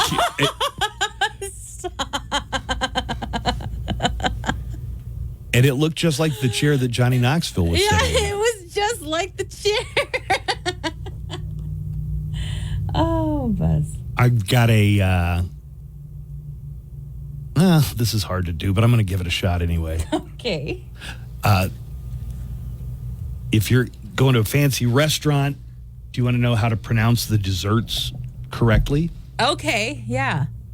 For whatever reason, Business Insider recently put out a list of the most commonly mispronounced desserts and how to actually how to really say them. Yeah. So can you open your Skype and I'll just send you the word? Okay. You would probably, I don't know. I don't think I would do all that great at this. All right. What's this one? This says bayonet. Bayonet? Yeah. Bayonet. Beignet. Beignet. Yeah. It sounds like Bengay to me. I can't say that. Beignet. Bengay. All right. Deschambeau. Here's another dessert that people mispronounce a lot. Okay. See how you do on this one. Crepe. No. No? Mm-mm. Damn. The waiters are going to be laughing at me. It's crepes. Crepes. Not, and you said it the way that most people say it, crepes. Crepe. Crepes. Crepes. I don't know if I should even send you this one because I'm doing so bad at it already? No, that this is like this is a Mexican dessert, so okay. I think you'll get those pretty easily. Dulce de leche. Dulce de leche. Leche. They've got it spelled out phonetically. Oh, nice. This next one, we could skip it. I've never even heard of it. Okay. It is a dessert. Looks like it might be. I have no idea where it might come from. Yeah, right. Have you ever even heard of that? No. Okay. Quiggin man. You know, there's somebody out there that is very familiar with this dessert, and we sound like the biggest numbskulls on the planet to them. Queen Oman. Okay. Queen Oman. And what is it? Don't know. I'm going to look it up. You can look that one up. How do we say it's called? Queen Well, you want Oman? to look it up by how it's spelled. Yes, but I want you to say how it is. Queen Oman. Oman is a sweet Breton cake made with laminated dough. It is a round, multi-layered like cake. a shellac? Originally made with bread dough. Laminated with what? Bread dough containing layers of butter and incorporated sugar, similar in a fashion to a puff pastry. Does it say? Oh, it does look like a puff pastry. Have you ever gotten those? Country of origin, damn it. Yeah. Oh, France. Okay, so Queen Oman. Queen Oman. I'd like some Queen Oman. Thank you. How about the next one? Croissant. I think you got it exactly. Croissant. Croissant. Not croissant. Croissant. Or croissant. Croissant. Croissant. There's a video that goes, croissant. Croissant. I'm sorry that this takes so long. Mascarpone. Do you know if that's right or not? Nope. Not at all. Apparently, it's pronounced mascarpone. Oh. Mascarpone. I think Giada De Laurentiis says it like that. Who? Giada De Laurentiis. The chef. The Italian chef. I'm sure you've seen videos of her. Oh, it's a woman? Yes. How about this one? Creme brulee. That's how I would say it. That's not how you say it. Creme brulee. That's not what I said? No, I think that's what you said. I'm just going to go around asking the waiters, bitch, is this cake? Here's one. I do not go to restaurants that serve this kind of stuff, let me tell you. Cheesecake Factory when I'm out of town is about as fancy as I ever get. I just want the molten lava brownie cake. Thank you very much. What the hell? Pain au chocolat. Pan au chocolat. And you don't say the T at the end. You don't say chocolat? No, it's chocolat. Chocolat. Like Chalamet.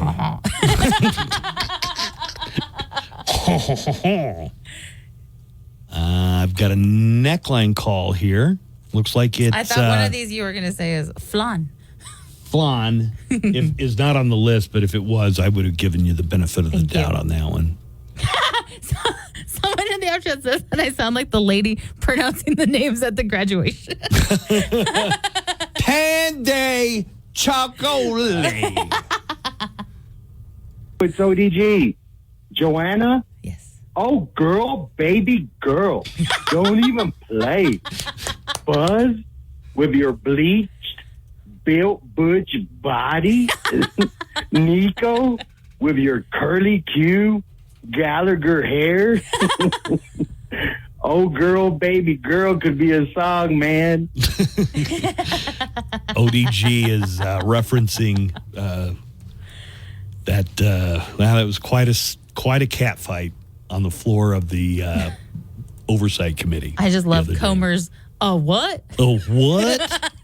Oh, girl, baby girl. Uh-oh. I saw the other two on TV. The other representative, the one from Texas, and she was talking about how childish Marjorie Taylor Greene was, and Jake Tapper was interviewing her and goes, You did the same thing. Yeah. And Jasmine Crockett from Texas is that representative's name. And I guess the distinction is, she did it first, which sounds more like a playground. Oh, I'm sad. I'm sorry, America. Oh, girl, baby girl. Oh, girl, baby girl. He loves that. I mean, AOC and I know it was NTG, but Lauren Boebert was there. AOC and Lauren Boebert are hot, man. We could both get it. We could have a bipartisan orgy. Come on. Yeah. No. Girl, baby girl. Okie dokie. All right, that is ODG, okie dokie guy. Thank you, ODG. Here's the congressional chaos. They had this meeting. They had to have it. So normally these meetings would be in the afternoon or the morning, but it had to be at night because, do you know why? Why? Because so many people on the oversight went to Trump's trial to appear with him outside the courtroom that they pushed back the time to 8 p.m. And then this broke loose. Do you know what we're here for? I don't think you know what you're here for. Well, you the one talking about. I think your fake eyelashes are messing up. No, ain't nothing. Hold on. Listen. Order. I'm just curious, just to better understand your ruling. If someone on this committee then starts talking about somebody's bleach blonde, bad built butch body, that would not be engaging in personalities, correct? What now? I love that. What now? That's James Comer. Oh, what now? It's like he was half asleep and then he heard that and he's like, what? I think James Comer speaks for white men everywhere. What? Would not be engaging in personalities, correct? What now? Chairman, I make a motion to strike those words. I don't think that's Hold on. We're not gonna do this. Look, you guys. You just voted to do it. Y'all did it first, so you don't just voted to do it. Order. I'm trying to get clarification. Look it, calm down. Look, I don't know if you noticed it. I have 2 hearing aids. I'm very deaf. I'm not understanding. Everybody's yelling. I'm doing the best I can. Comer is like the dad of 2 teenage girls who are fighting, and he's trying to figure out what's happening and trying to control the situation. And Jamie Raskin is sitting right next to him, just kind of right. Amused, but also I feel like mournful for our democracy. Right. So ODG says that that lyric could be a song. Bleach blonde, bad built butch body. Bleach blonde. Beach blonde, bad built butch body. You know, I know Jasmine Crocker is only a freshman representative, but she had time to sit there and think about it. And she had enough time, you know, between the time she was insulted over her eyelashes to make a decision. Am I going to be bigger than this? Am I going to rise above this? Right. And she decided, like, nope, I'm going to spend the time coming up with like, a hell nah. quintuple alliterative insult. It sounds like a Dr. Seuss book to me. bad built, bleached blonde, but what? Bleached blonde. Oh, man. If you give a beach blonde, bad built, butch body green eggs and ham. Okay. With a trailer park flair and a trailer park's grace, her trailer parked hair and a trailer parked face, this Georgia Bolt dog's a real firecracker. This Georgia Bolt dog's built like a linebacker. The big lie she tells is not election based. It's the fact that the curtains don't match the drapes. Her teeth she will gnash, like Hulk she will smash. She's the poster child for all things white trash. She's a bleach blonde, bad build, butch body. She talks Illuminati, sneers like a literati. In Congress she is naughty. Rednecks say she is a hottie. With her body so squatty, could deadlift a Maserati. She's a bleach blonde, bad build, butch body. Very good. Let's take a break. More of the Buzz Adams Morning Show is coming up right after this. Hey, it's Double G. Coming up after the Buzz Adams Morning Show. Centers may increase bleed. Doctor about all planned medical or dental procedures. Learn more at Eliquis.com or call 1-855-ELIQUIS. The Buzz Adams Morning Show, Monday through Friday, 5 to 10.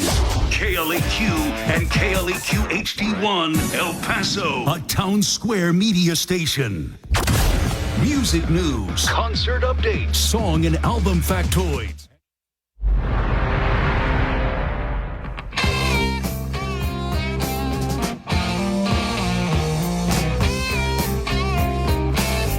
All right, this is the time that normally Nico would do the news, but today it's Just the two of us.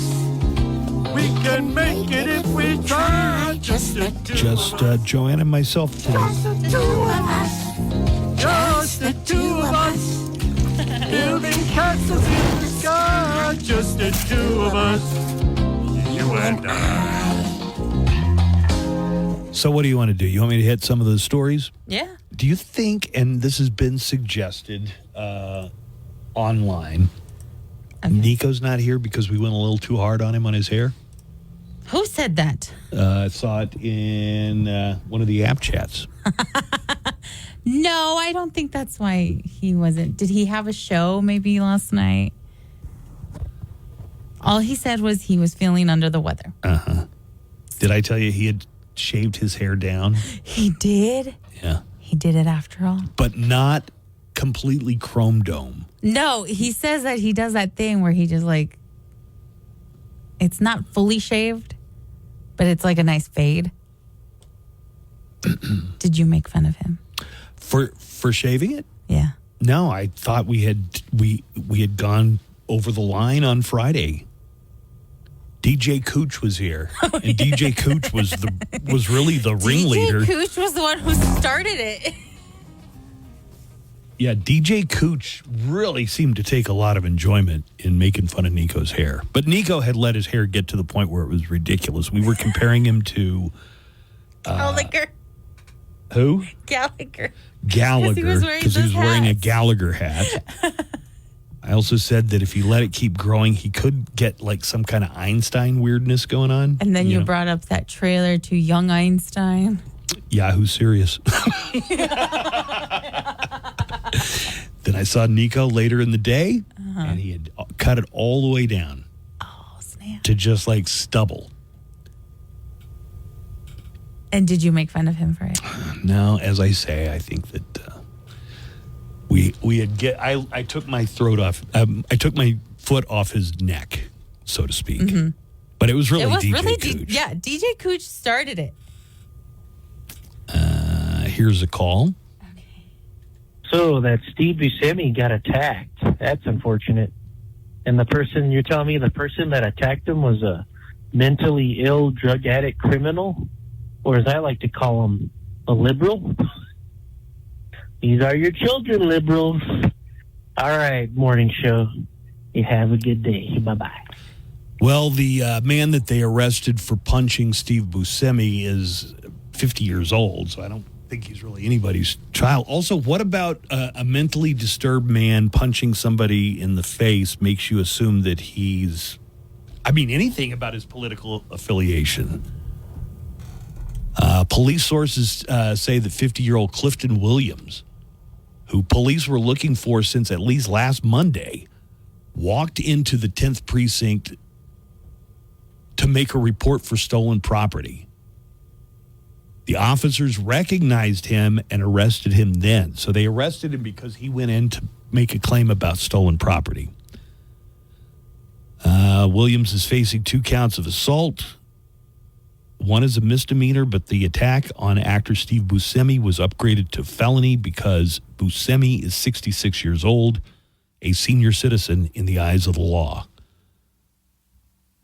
Police say the same man randomly punched a 22-year-old man on 3rd Avenue near 16th at around 11:30 a.m.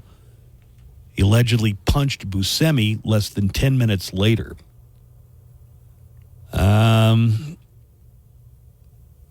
Yeah, it's sad. There are a lot of people with a lot of emotional problems who are probably a danger to themselves and others that are out there walking around. I just don't know if America's got it in them to foot the multi-billion-dollar bill that it would take to give these people some place where they're safe and people are safe from them. Mm-hmm.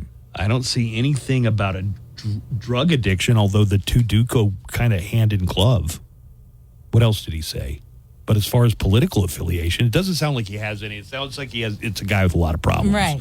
And if we did find out that he's drug addicted, I wouldn't be surprised by that at all.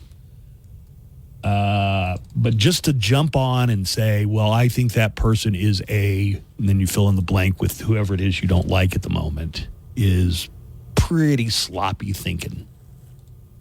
Seriously? He says that it was a liberal that attacked Steve Buscemi. I doubt very much. Like, who's the one that attacked the Capitol? Mm-hmm. Yeah, keep talking, big guy. Keep talking. Okay. I don't want to stoke anything here. Right. Let me play a few more of our sound clips for today. Commencement speaker at University of Massachusetts, Dartmouth, had a surprise for every graduate. This is the graduation speaker, Robert Hale Jr., the billionaire founder of Granite Telecommunications, with his announcement. Each of you is getting $1,000 cash right now. Okay, hang on. Listen, there's a stipulation. Hang on. The first $500 is our gift to you. The second $500 is for you to give to somebody else or another organization who could use it more than you. Yeah, you got to follow up and make sure they do that, because to me it sounds like a bunch of graduates just got $1,000. Maybe just say, we're giving you $500. Don't get them all excited with $1,000 and then tell them you got to give half of it away. Who's gonna notice? Oh, I didn't give it away. That's what I would. Just for clarification, are you going to monitor to make sure that I give half of this money? I have questions about this money. Because you just gave me $1,000, but I have like $75,000 in student debt. Right. So there's nobody worse off than me. Or like someone in the app chat suggested earlier, they should just give the $500 to each other. From Def Leppard, Joe Elliott sent out a message because I guess he's one of these celebrities that scammers pretend to be and take old folks for a lot of money. Here is Joe Elliott of Def Leppard telling his fans that he makes, a pretty good point here that should be pretty obvious. Well, why would Joe Elliott, a multi-platinum recording artist, need your money? Okay. Here's the deal, right? I am the real me, okay? Joe Elliott. Elliott is spelled with 2 T's, not one, and I'm not much to brag, but I don't need your money, okay? I would never, ever ask you for money. The only really rich people that ask normal people for money are politicians. I'm sure you get the same emails I do. I don't need your money. But he's right. They've been a successful band for 40-something years. He's not going to reach out and just start putting the touch on random people. One, and I'm not much to brag, but I don't need your money, okay? I would never, ever ask you for money. Please tell everybody you know I am not scamming anyone. So anybody that pretends to be me or anybody that sends you an email, it's not true, okay? It's absolute, complete and utter bollocks, right? So don't fall for this awful thing that's going on here with people trying to scam money. And look forward to seeing you all, the real me, seeing you all on tour this summer in the States, starting in July. Till then, take care and don't fall for this scam. It's not me. It's bollocks. Complete and utter bollocks. Yeah, he doesn't need your money. Wasn't there like a lady who thought she was sending money to Aaron Rodgers? Did you remember that story from a few weeks ago? Just a few weeks ago. Yeah. And she had said, well, I thought it was really him because in the picture he sent, he was wearing a Packers cap. I'm like, lady, he plays for the Jets since last season. And didn't the bank teller that she was trying to get the money? I think it was the bank teller who stepped in and said, I think you're being scammed. And the lady's like, oh, no. He sent me a picture with his Packers cap on and everything. Oh, no. I know there are some people who feel like people like that deserve to get scammed. Right. I don't feel that way. I have heard where they're like, well, if you believe it, you deserved it. Right. You don't deserve the money if you were able to get scammed out of it so easily.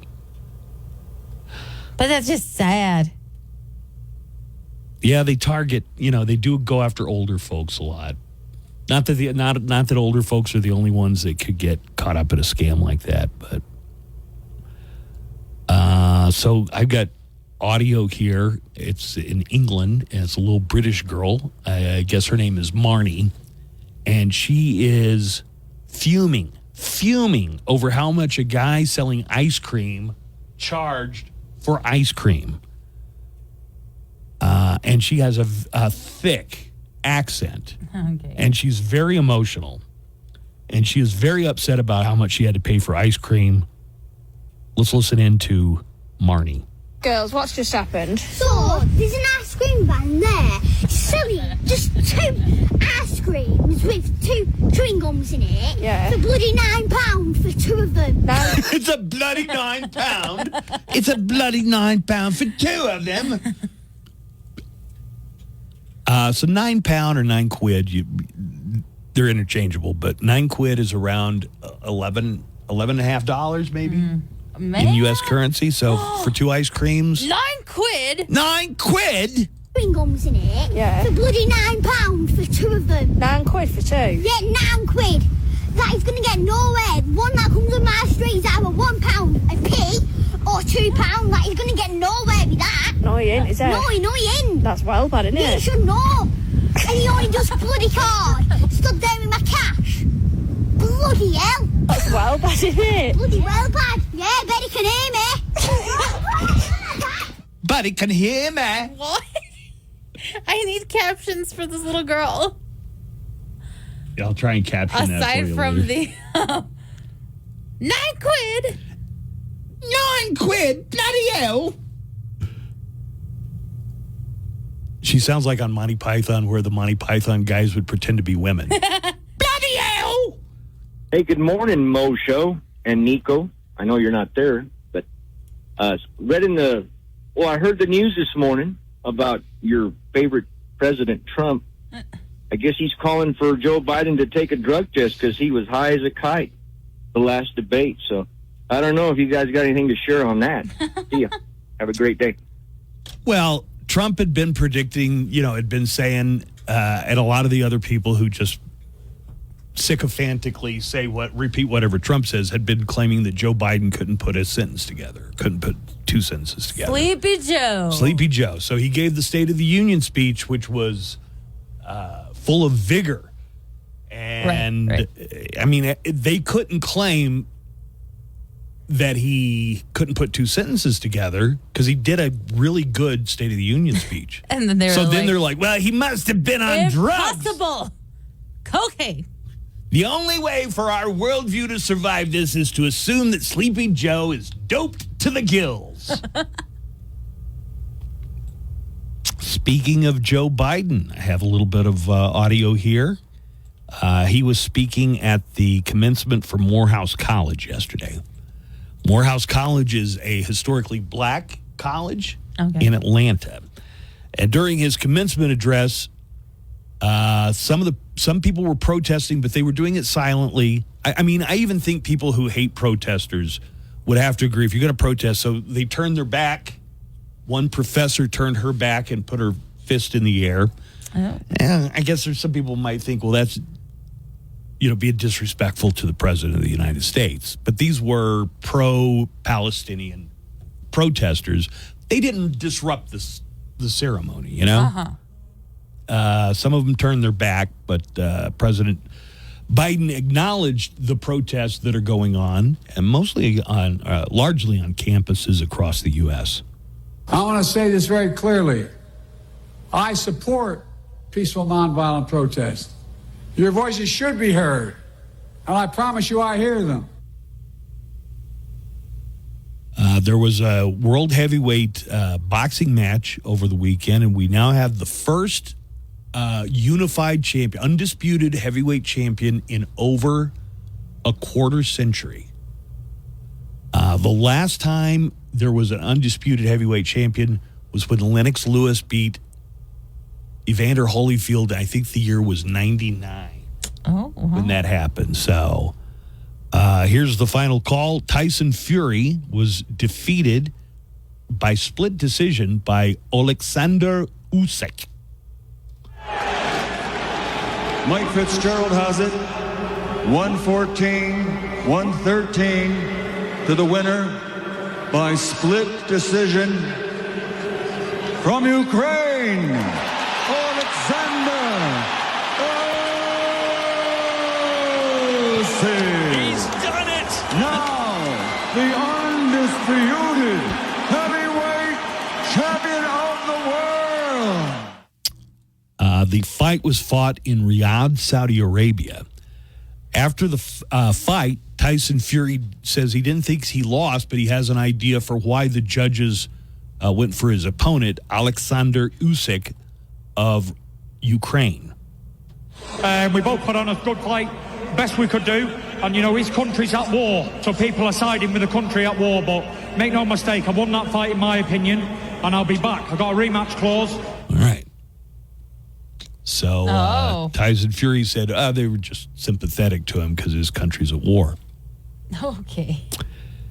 And we talked a couple of weeks ago. It looks like John Oates or Hall & Oates are no more. They broke it up. Aww. They had a string of years there where they were just a hit-making machine, man.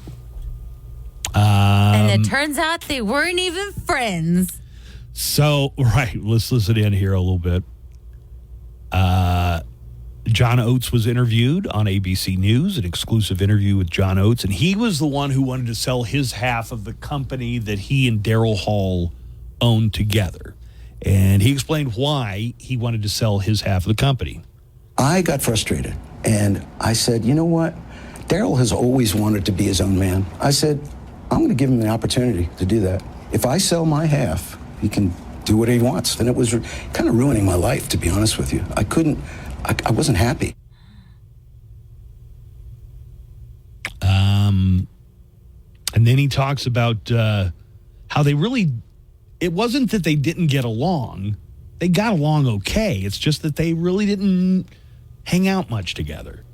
We never really had a lot of disagreements, but then again, we never really talked to each other very much after, for the past 20 years, we'd show up at a show individually, walk on stage, play, and then we'd go our separate ways. Separate Ways is a Journey song. If you cover it, you better give them credit.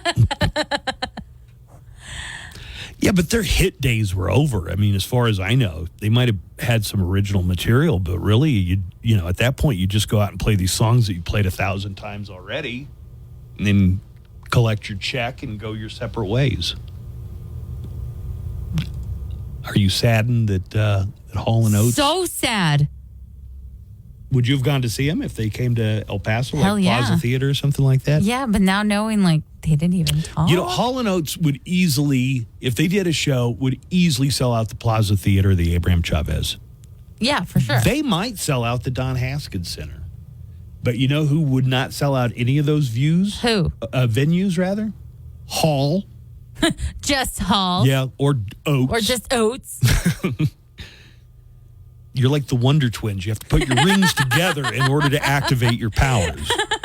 Right. Nobody's going to pay to go see one without the other. I'm sorry. Everyone's all, boo, bring out Oats. Yeah. You guys are tied together whether you like it or not. This would be like if peanut butter and jelly had a breakup. Nobody's going to stand for it. Hall & Oates, what's the reason for your breakup? Yes, Daryl Hall, what about getting back together with John Oates? John Oates, what do you have to say to Daryl? What if we asked you to get up on stage together? And what are your friends saying about reuniting? What else did you tell John?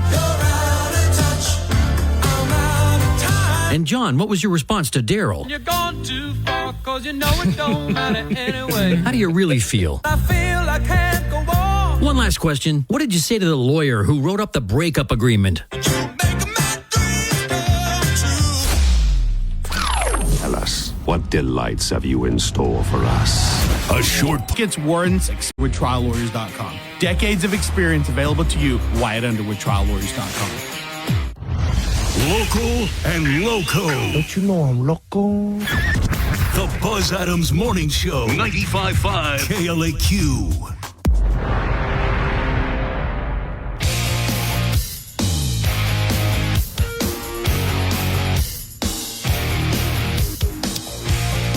Hey, Joanna, have you heard what's going on between the El Paso Zoological Society and the city government? I've heard bits and pieces of it. Yeah, same with me, but I figured we need to know about it because we kind of started it all. We did? They had the Zoological Society came in early in March and let us know that the city was severing their contract with the El Paso Zoological Society, and it was on our show that they kind of called out the city and we're trying to kind of rally public support. But you remember that interview, don't you? I do, yeah. Got an update. Now the city's saying any funds that you have left over from fundraising that you haven't spent yet, you need to give that back. You need to give that to us. I want to let you know, though, that Cool Canyon Nights is back and tell you about the lineup for this week and next week. We've got free concerts for you at McKelligon Canyon Amphitheater. It's Cool Canyon Nights every Thursday, presented by Westar. And yes, it is a free concert. Parking is free. Also, Charlie Clark Nissan has shuttles running people from the parking lot up to the venue. Yeah, they do. It's great. So it is free to attend. Even though it's free, they do sell VIP tickets starting at $20, and those tend to sell out. So there are some people that definitely like to go the VIP route with $20 tickets, but that does not take away the fact that it is a free concert for anybody who doesn't want to spend any money. You might take some money. They always got delicious food. I've had some fantastic barbecue there and great food and drinks out. On the patio stage this week, it's the Locomotion Style Band. And on the main amphitheater stage this Thursday, Prime Rocks. Now, next week, a week from Thursday, is going to be an interesting one. It's that Rocket Man Experience Tom's Elton Tribute. And I was out of town when they were here last year, but you guys had them in the studio and said they were really, really great. Good. What did he play, like Rocket Man? Or no, I guess that's why they call it the blues. Song. Oh, Your Song? I almost cried.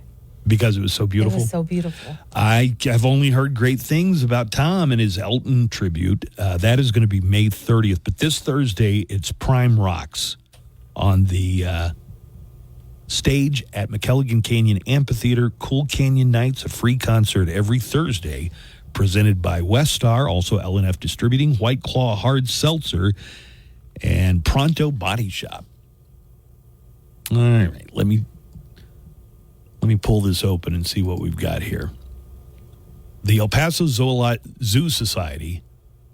Wait, is it the Zoological Society or the Zoo Society? I guess it's either Either or. Okay. Right. So we're talking about the same organization. The Zoo Society, yeah. The El Paso Zoo Society said they have reached an impasse in negotiations with the city of El Paso, and that has to do with leftover funds. The city cut ties with the Zoo Society in March. The society has offered to give the city what funds remain if the city promised to use them for the zoo. The city ended its contract with the Zoo Society on March 17th and demanded the funds. They just want the money back. So the city's position is we want the money and none of your business on how. What have I heard? Well, we had the people on from the Zoo Society. I've heard in conversation some people saying, you don't need 8 employees just to fundraise for the zoo. I don't know. Maybe you do. The society says that the funds are actually theirs. They raise the fund through donations, but also memberships, and that the city doesn't have any right to ask for the money back. Here's a report from KFOX 14. Following the city's decision to cut ties with the nonprofit group in March, the Zoo Society says it offered to give the city its remaining money if the city promised to spend the money only on the zoo. But in a letter dated May 9th, society leaders say the city demanded the group's money without stipulations. As I'm listening to this, I've got to think that somebody in city government believes, I won't go so far as to say the Zoo Society is scamming, but somebody in city government thinks that they are not functioning in the benefit of the city.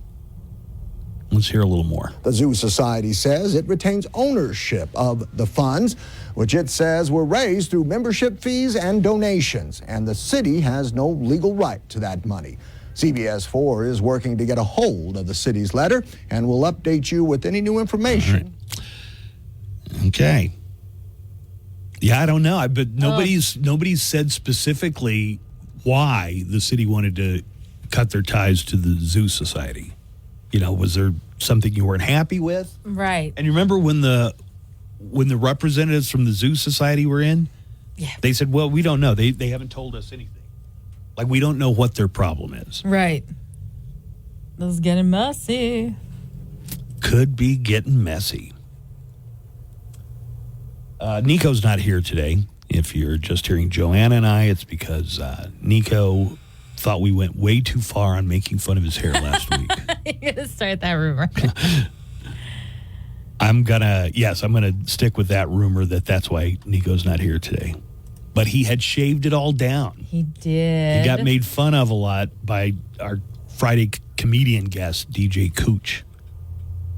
And when he showed up later in the day, I saw Nico, and he had it all shaved right on down. So Izzy in the app chat says, yeah. After the late show Saturday, I talked to DJ Cooch, and he did make mention about Nico's hair after he found out Nico buzzed his hair down. R.I.P. to Nico's curls. Oh, yeah, they're gone. His curls. Nico's problem was he doesn't know how to work his curls. I bet if he just... He had the most beautiful curly hair. He was the most adorable She does child. not sound like that. Why do you think she sounds like that? I don't know. It's just my impression of Nico's mom. So some sports fans are wondering, and some conspiracy theorists, I think, are wondering, why did the NFL have to take Taylor Swift's concert tour into account when making up the schedule for the new season? What? It is a fact, we can report, that Taylor Swift's tour schedule was taken into account during the drafting of the upcoming NFL season. Taylor's boyfriend, Kelsey, what's his name? Jason? Jason? No. No. Travis. Travis, right. You can tell how much I was really invested in this that I don't even remember the boyfriend's name at this point. Taylor's boyfriend, Travis, and the Chiefs are playing the Bills on November 17th in Buffalo, which is right in the middle of Taylor's 6-date run in nearby Toronto. How does that feel, Swifties? El Paso can't get one show, and Toronto's got 6 in a row. Because of this, there are people who think the NFL actually engineered the schedule so that Taylor would be able to make that game in Buffalo and possibly some others as well. Oh, dang. And that is feeding into some of the conspiracy. By the way, it's not true, but we do know what the NFL did. Taylor's tour is going to take her to the home stadiums where the Dolphins, the Saints, and the Colts play. So the league had to make sure those teams were all on the road on those dates.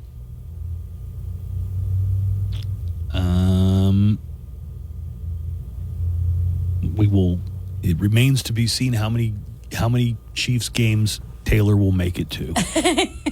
We'll just have to wait and see. How that will affect. How will it all unfold? How will it affect the universe as we know it? We're finding a little more about the King of the Hill. Not a reboot. What's the right word? Just revival? A continuation. Yeah, maybe a revival.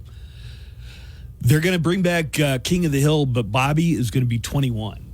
Oh. So, it's a little bit in the future. That boy grew up. Boy, howdy. He's working at a restaurant in Dallas. Oh. We know this from Pamela Adlon, who's the voice of Bobby Hill. She gave an update on the Hulu, calls it a reboot here.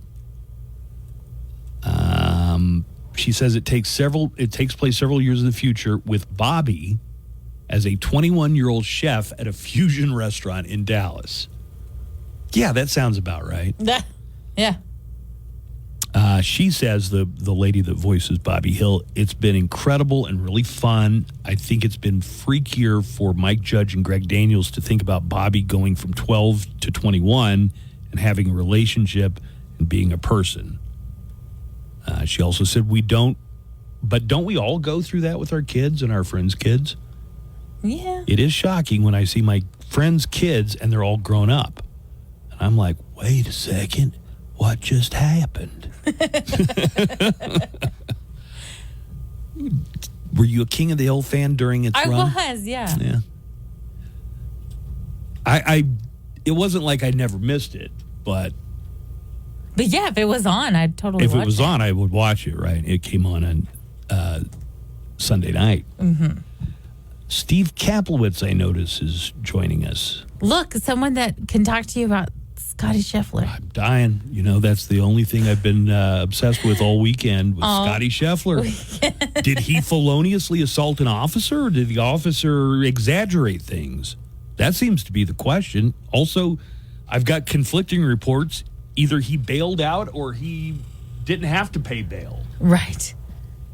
But I have not seen anything. I have not seen anything about the charges being dropped. So, anyway, just a preview here. Scotty Scheffler did not win the PGA tournament, but the fact that he came back and shot a 66 on the same day that he had been booked into jail is an incredible testament. One of the greatest sports feats. One of the greatest in the history. This is a thing that will go down in the legend of golf. Yes. That somebody gets arrested. Yes. And I don't know. Did you see Scheffler talking about the arrest after his Friday round? I did. I could not have been more impressed. Yes. By not just an athlete. And I know that it's debatable if a golfer's an athlete. That's true, though. The kind of adversity to come back from spending time in a holding cell and to have in an orange jumpsuit, such an even-keeled. Mm-hmm. I mean, he's really seems like a great dude, and it makes me wonder if the cop didn't kind of fluff up the charges against him to make it worse. Well, look, he still drove up on the median, which was a problem. You can't do that. See, what I don't understand is this. Why don't save it golfers... For a minute. Okay. Well, save it. Yeah. All right. Why doesn't anybody who's rich and famous Get somebody to drive them everywhere they go. That is Let's one. bring back the limos. But there's two. Also, why doesn't he have a separate way to go? Why don't players have their own, why don't people already know if you're a player, you got to go this way. Everybody else stays in the other line. They might normally have, but there was that fatality. I know. All right, I know. We're But going to talk you about got all to this. still All be right. able to, Put a cork come in on. it. Put a cork in it. Just for a second. I promise. Not easy. Nobody wants to talk about this more than I. Okay. Sounds good. All right, let's take a break. We'll come back. Steve Kaplowitz joins us, and more of the Buzz Adams Morning Show is headed your way right after this. Coming up after the Buzz Adams Morning Show, Glenn Garza and Daniel Paulus. Everyone out there listening, swing by Ride Drive during our Match Your Tax Refund sales event. Ride Drive, the only way to drive. Live from the KLAQ studios, the Buzz Adams Morning Show. Courtesy of Glasheen, Vyas, and Enderman Personal Injury Lawyers at GVILaw.com. Kaplowitz. I'm a big, stupid jerk. I'm a pain in your ass. I drink all your beer. I'll eat the last slice. My name's Steve, Mother Trucker. Kaplowitz.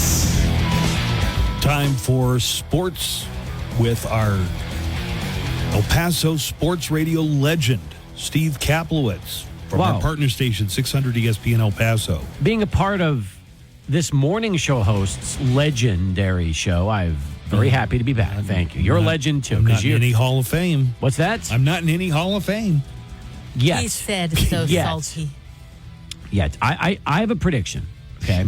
I do. No, I'm serious. Don't like BS this. It's the truth. I think that by the time you hang it up, whatever that is, you will have been put into the Texas Radio Hall of Fame. Ooh. I do. That's my prediction. I don't know. I think Texas forgets El Paso's even out here in a lot of different ways. And Buzz has tried to hang it up like 10 times in the past month. So Well, you know, it's, I keep trying to like indignantly turn in my resignation, but they won't accept They it. won't accept it. No, and you just keep coming back. I get it. That's a sign of job security, if nothing else. That's amazing. Yeah, I like that. Let's talk some basketball to start things off. And we're going to start with the Oklahoma City Thunder being eliminated on Saturday. Here's the final call as the Mavericks finished off the Thunder, and it did come down to a close one at the end. Misses it intentionally. Rebound Holmgren. Three-quarter court Jalen Williams. No. And the Dallas Mavericks, for the second time in 3 years, are going to the Western Conference Finals. Big win for the Mavs. I think I saw Oklahoma City up as much as 14 at one point. That might have even been in the second half. Leads that don't they mean were up anything in the 14. They playoffs. really don't. We'll find that out later. Yes. But Oklahoma City Thunder, yeah, I thought maybe they'd win that game 6 and it'd go back, would have gone back to Oklahoma City for game 7. I thought, was the game in? Yeah, that would The have game gone was back. in Yes. Dallas. It would have gone back Yeah. to OKC for game 7. That's correct. Yes. Luka Doncic sure complains about a lot of calls, doesn't he? I like Luka a lot. I mean, he's fun to watch. The great ones always do. Complain? Yes. He seems like he's whining about every call or non-call. You know why Jordan anywhere never near him. whined? Because he got every call. Right. So He didn't have anything to whine No, about. there's nothing to They whine. never called him for traveling. God forbid anybody. No, and somebody breathed on him. They called a foul. So yeah, that's exactly right. But it's true. Some of he does. Luka complains. So does LeBron. So do a lot of guys. That's the truth. Here's the final call from the early NBA game yesterday. The Indiana Pacers defeated the Knicks 130-109, and they advanced to the Eastern Conference Finals.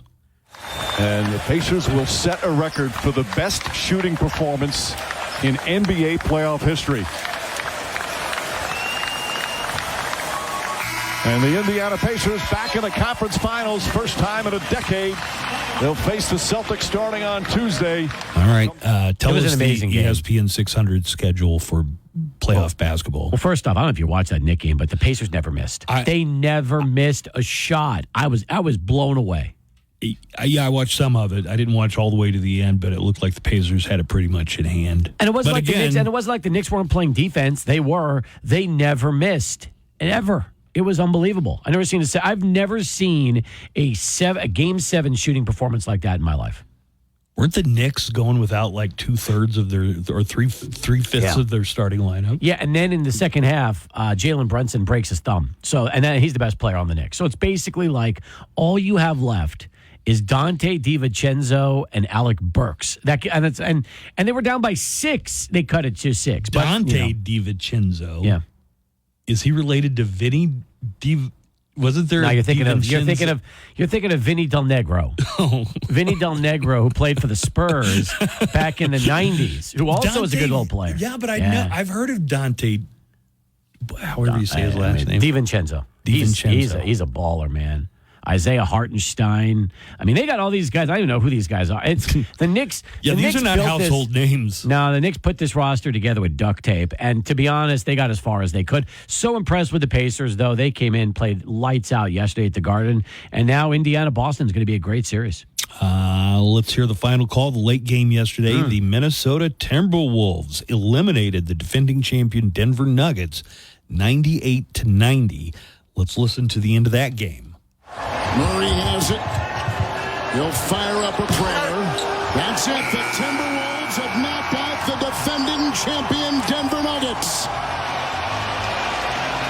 They are advancing to the Western Conference Finals for the first time in 20 years. Weren't the Nuggets up by like 20 points? Yeah, they blew a 20-point lead. Yeah, and the last time the T-Wolves were in the finals, Kevin Garnett was playing for them. That's how long it's been. So, yeah, you get an idea. It's a great story, too, with Minnesota. I mean, look, Minnesota and Indiana, that's what the NBA is all about. Seriously, you got these young teams from small markets. Well, small markets. Well, they're Indiana not New York or L.A. And Minnesota, yeah.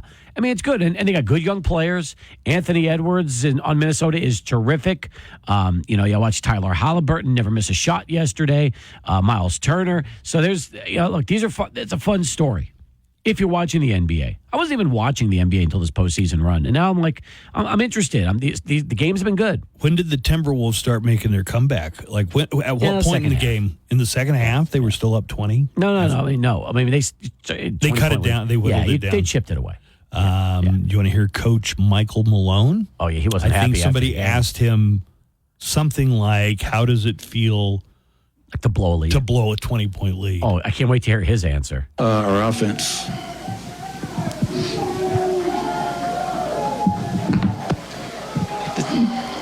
Did you feel like there was anything that you guys got away from offensively in that stretch after you reached that point?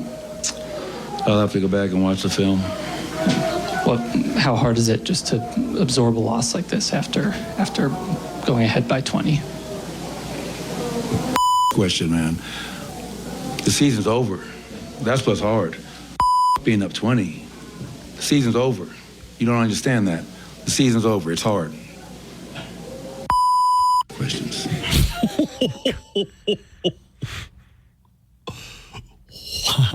Look, he just lost, right? And he blew a 20-point lead at home. And somebody's going to ask him, how does it feel? Like, how hard is it to blow? What do you think he's going to say? Oh, it feels good. Feels really good, So, yeah.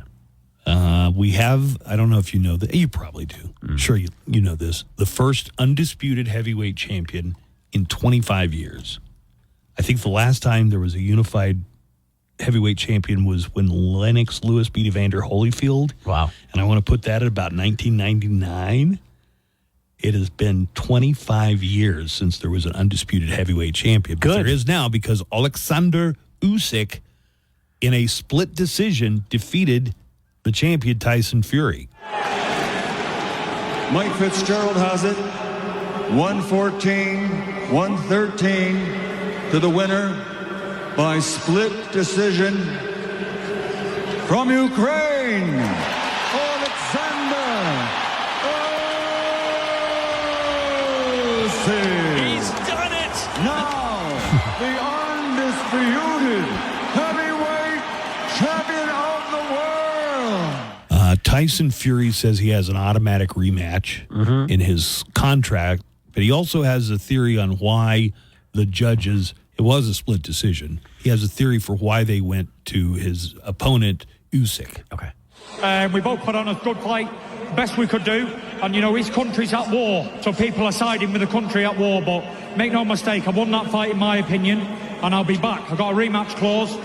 Okay. There it is. So it's because of Ukraine being at war that, they gave Usyk the advantage. Maybe it had something to do with that 9th round knockdown. That usually hurts when it comes to a big fight like that, yes. Boy, it must sound like a redwood tree falling in the forest anytime somebody the size of Tyson Fury gets knocked down. He is. And these guys are not letting us stand. Fury's in trouble. The big fella, the Gypsy King, is rattled. He's stumbling all over the place. Do you believe it? When there's a knockdown like that in a fight, do you think the judges remember that knockdown in the subsequent rounds? Well, no. It's like, who am I going to give this round to? Well, Fury did get knocked down. No. Because what they'll do is they'll score 10-8 in a knockdown round, okay? 10-8 is the score. And then if the fighter that gets knocked down looks like he's, down and not coming back, then you'll give the edge to the fighter that's winning the fight. But no, I don't think necessarily they'll carry it over to another round. Hey, I want to take a break, but I want to hold you over for the next segment, okay? As long it's fine. It's just a sales meeting I'm missing, so it's screw 'em. It's what have they ever done fine. for you? Yeah, that's true. I'm still waiting for my kegerator. I think this is a kegerator. I think this is a great chance that we get to the bottom of a story. You've got a police officer who's saying one thing, and you've got the number one golfer in the world who's saying another thing. Scotty says it was Scotty Scheffler we're talking about. Says it was all big misunderstanding. He was trying to follow the officer's direction. The officer wrote it up as a felony assault. Whatever Scotty Scheffler did, he got arrested, and as far as I know, they haven't dropped the charges. Well, isn't ESPN reporter Jeff Darlington the key witness? Jeff Darlington was sitting there watching everything. There. Right. So he'll know. I was listening to Sports Talk on the way home, and they were talking about Scotty Scheffler's arrest, and they had a legal expert on, and the legal expert said something that struck me. He said, well, police reports are just one side of the story, meaning... Wait a second. Did this guy exaggerate or puff up what had happened? I think we need to know that. Or did Scotty Scheffler get special treatment because he's a golfer? Did they let him... special treatment? They didn't even know who he was. They arrested him and they couldn't figure out. They couldn't even figure out who the guy was. I'm just saying the stories don't match up. What's on the police report does not match what Scotty Scheffler's saying. And I, for one, would like to get to the bottom of it and find out, was the police officer blowing things up? Or was Scotty Scheffler driving like a maniac? Which was it? We'll come back and talk about this. Fair enough. Right after this. The Buzz Adams Morning Show, Monday through Friday, 5. Horizon Vista Grocery and Son Eli Supermarket in Fabens. Originating in El Paso for El Paso, the Buzz Adams Morning Show, 95.5 KLAQ. We like sports and we don't care who knows. From shooting hoops to the Super Bowl. We like sports and we don't care who knows. Football, tennis, hockey, golf. All right, we are talking to the Hall of Fame broadcaster Steve Kaplowitz from our partner station 600 ESPN El Paso. I went into the sales meeting during the break to let him know. Let him know. They were not.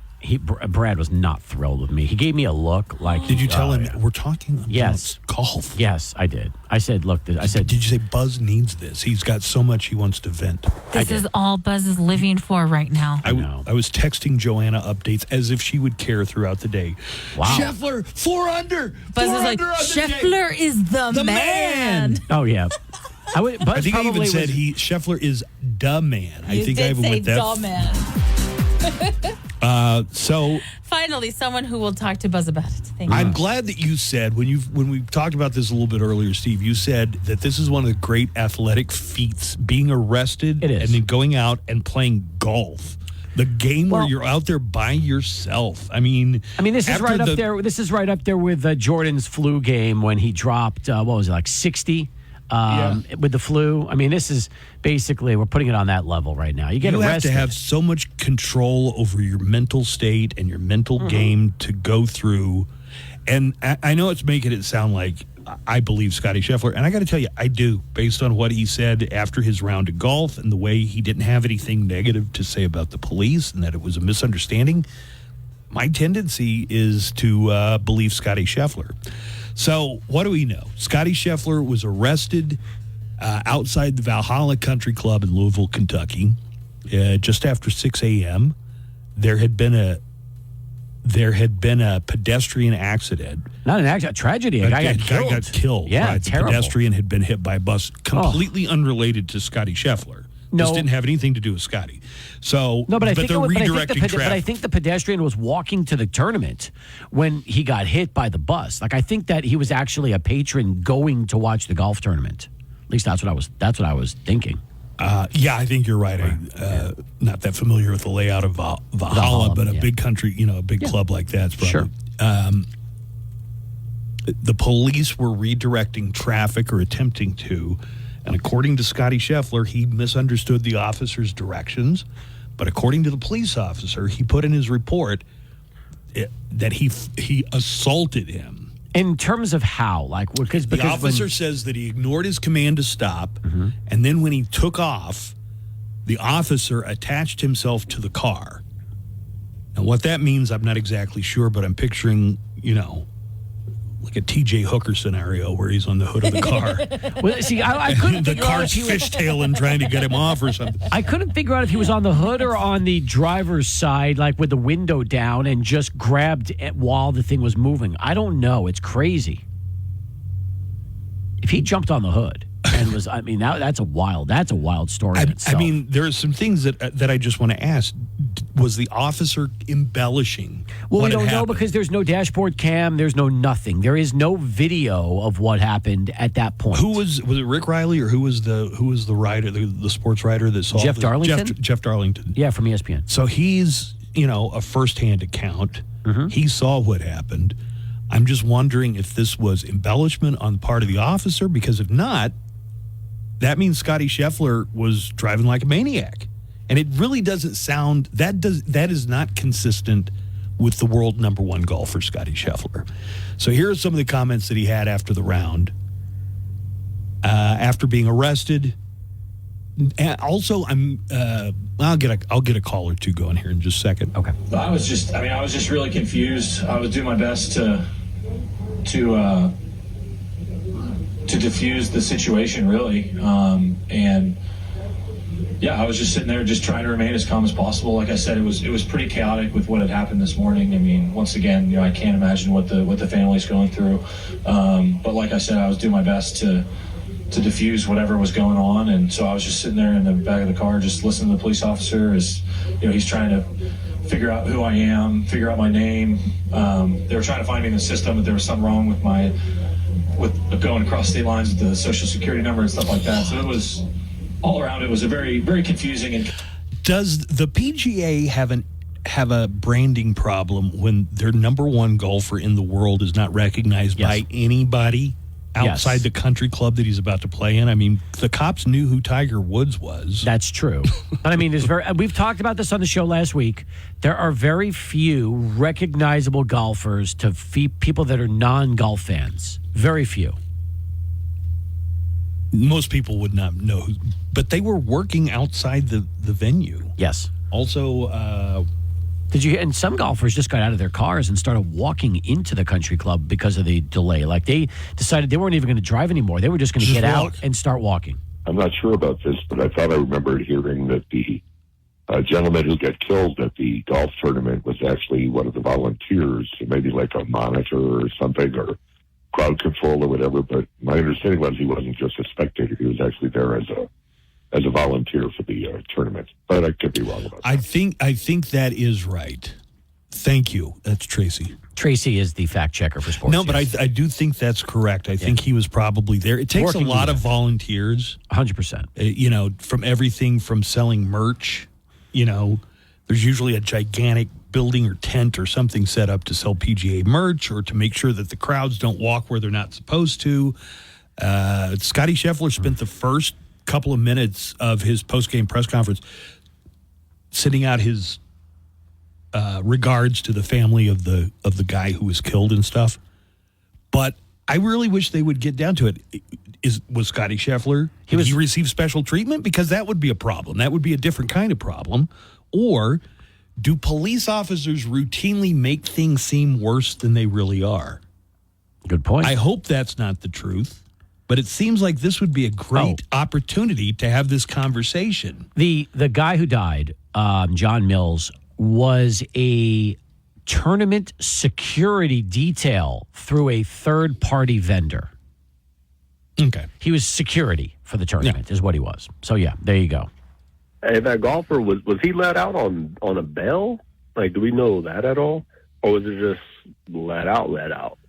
Because that sounds like charges dropped, let out. But if it was bail, then, I mean, yeah, as soon as you get in, you post bail, you can get out pretty quick.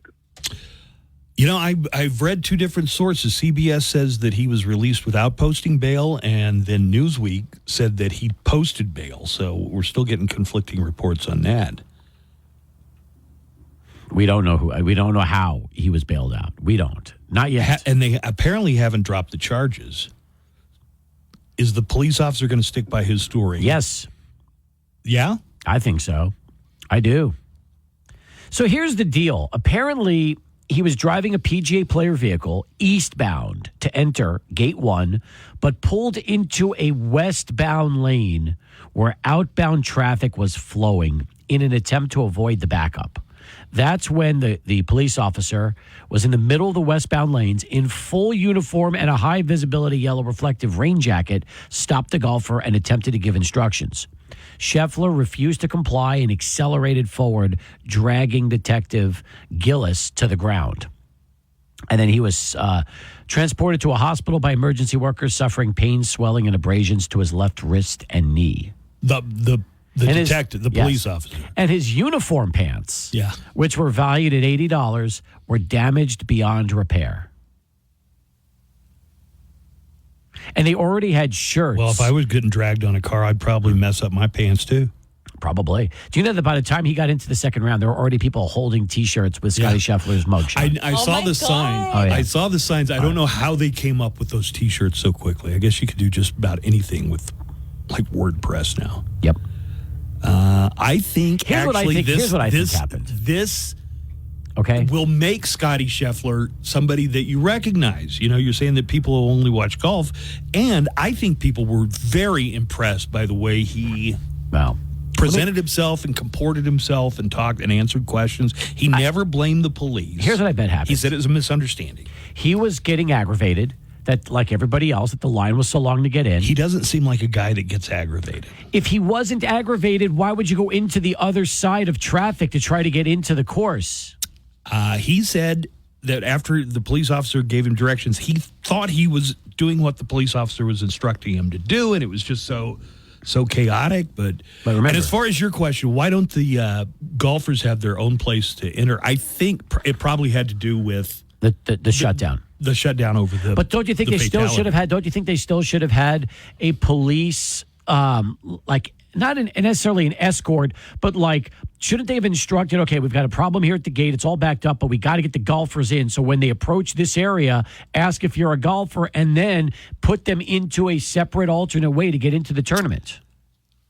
I don't know. No? I mean, I think you probably plan for everything you can possibly plan for. Except for a fatality. Yeah, but then that probably hinks the whole deal up. Oh, my God. It's terrible. The whole thing is crazy. It really is. But, some people are saying that the Louisville Police Department has had, that's where Breonna Taylor was shot. Remember the lady who the police went to her apartment and shot her? And there's some people suggesting that, he got special treatment to get out at all that day. Here's a call. Hi, guys. Just a comment about the golfer thing.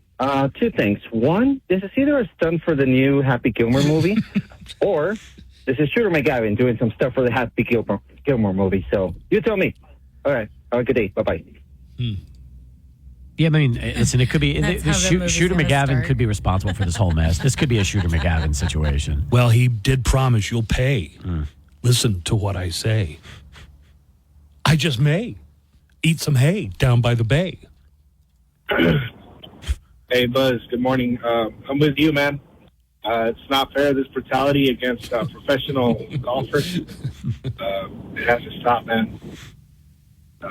Green lives matter, or golf lives matter. I don't know what color you would associate with golf, but I would figure it would be green because you want to be on the green, I guess. All right, guys. Later. Golf lives matter. Probably plaid is the official color of golf. It's true. That was a... Has there ever been one blip of negativity about Scotty Scheffler? No. I think that's also why he's not as widely recognized as some other golfers are. You know, he's just such an even-keeled, play it down the middle, and so phenomenally talented. But the truth is, if you took Scotty Scheffler's mugshot and sent that to anybody other than that doesn't follow golf, they would have no idea who that is. But they no might idea. now. Well, of course, but before they wouldn't. So, yeah, it took getting arrested to try to become a household name. Do you think Scotty Scheffler's image in the world is tarnished by this, or is it actually shined up because of this? It depends on what happens in this case. Right. Listen, if there comes out, that God forbid, if there's anything that finds out that Scotty Scheffler had a couple beers that morning, I'm not saying that would be the case, but if he had done something wrong, I don't think he could have gone out and played with that kind of confidence that he did on Friday. Probably right. You know, if you knew you had screwed up and they're eventually going to find out that you were in the wrong somehow, I don't think anybody would have been able to post a 66. When Tiger was attacked by his then wife, I mean that messed him up. Ruined his career 100%. He still won some tournaments, and I mean he won a Masters as recently as 2019, but he was not the same guy after and not even close. Not even close. So you're right. All right. We'll see what happens. And by the way, with all this Scotty Scheffler talk, can we please give Xander Schauffele some props for what he was able to do? My God. And he How was about also birdieing 18 when the match was tied. Amazing. It was amazing. Because you thought Bryson DeChambeau was going to be in a playoff, didn't you, after he absolutely thought we were going to playoff. I know. But Xander Schauffele was able to come up. He was terrific. And also he prevented one of those live traders from winning a major tournament. That's the most important thing. I'll tell you something else. Anybody who bailed on the PGA Tour to go play for Live Golf shouldn't be allowed in the PGA Championship, in my view. Really? Play the U.S. Open, play the British Open, maybe even the Masters. But now they're all getting along. Now, when the PGA caved, that argument ended, okay? When the PGA took the bag, they took the bag, man. That's what they did. PGA took the money. And then all those, all the bad feelings, and it's gone. That's what happens. I'd be really pissed off if I were somebody like Rory McIlroy who really stuck by the PGA Tour, and then they're the ones who 100%. cave. All right. Even Tiger decided that he wasn't going to go with Liv. He was going to stay PGA, So, yeah. God, they must have just written him a check for $500 million or something. He did not look like he was having fun out there on Friday. No. There's part of me that thinks Tiger doesn't like putting himself through this stuff, but he's got some kind of deal with the tour that he has to show up for some of these events, or he's got in his contract he has to show up. But don't you think doesn't it feel like Tiger will never win another tournament for the rest of his life? It felt like that before 2019. Yeah, it's true. And what did he do? He went out and won the Masters that year. Good point. All right. Okay. Thanks, Steve. All right, guys. Okay. We'll talk to you. Coming to Fox this fall. Right now, he's going to jail. A new drama from the producers of Prison Break and Oz. He's going to jail. Scotty Scheffler is prison golfer. And it ain't nothing you can do about it. Sent to jail for a crime he didn't commit. Presumably, they didn't know that was the world's #1 golfer. This two-time Masters champion is about to learn in lockup it's anything but a gimme. Tried not to think about golf, but it was increasingly difficult. Can he survive the hazards without getting cut? It was a long morning. Glad to be sitting here now. When a riot breaks out, does he withdraw or grab a club and tee off? There's no way around it out here. You can't play too defensive and you can't play too aggressive. You just got to hit the right shots. Prison golfer. That's a pretty special feeling. Watch what happens when one man is pushed to par. Hey, this is Daniel Paulus. I'll be along starting at 3 with everything from Ozzy to Pearl and pet prices. Register or for more information, log on to walkforkidselpaso.org. Sponsored by the City of Sunland Park. Listen, what else you got to do in the morning? Wake up, El Paso. Good morning show. Buzz Adams is back. 95.5 KLAQ.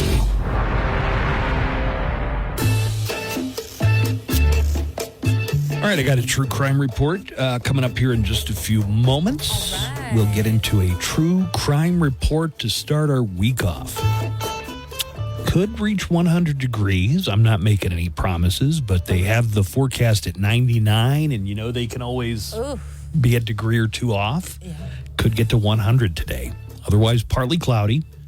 Windy in the afternoon and early evening. Look for some high winds coming in, starting around 2 o'clock in the afternoon, you're going to see those winds peak at around 20 miles an hour, close to 6, 7 o'clock this evening. For the rest of the week, I could just tell you it's going to be sunny. We're not seeing any rain in the forecast. This is Memorial Day weekend. We're not seeing any rain for the weekend forecast or for next Monday, Memorial Day. In fact, it looks sunny, mid-90s for high temperatures. And for the most part, it looks like we are going to have windy afternoons, looking at 15 to 20 mile an hour winds most days. For Monday, sunny, 97.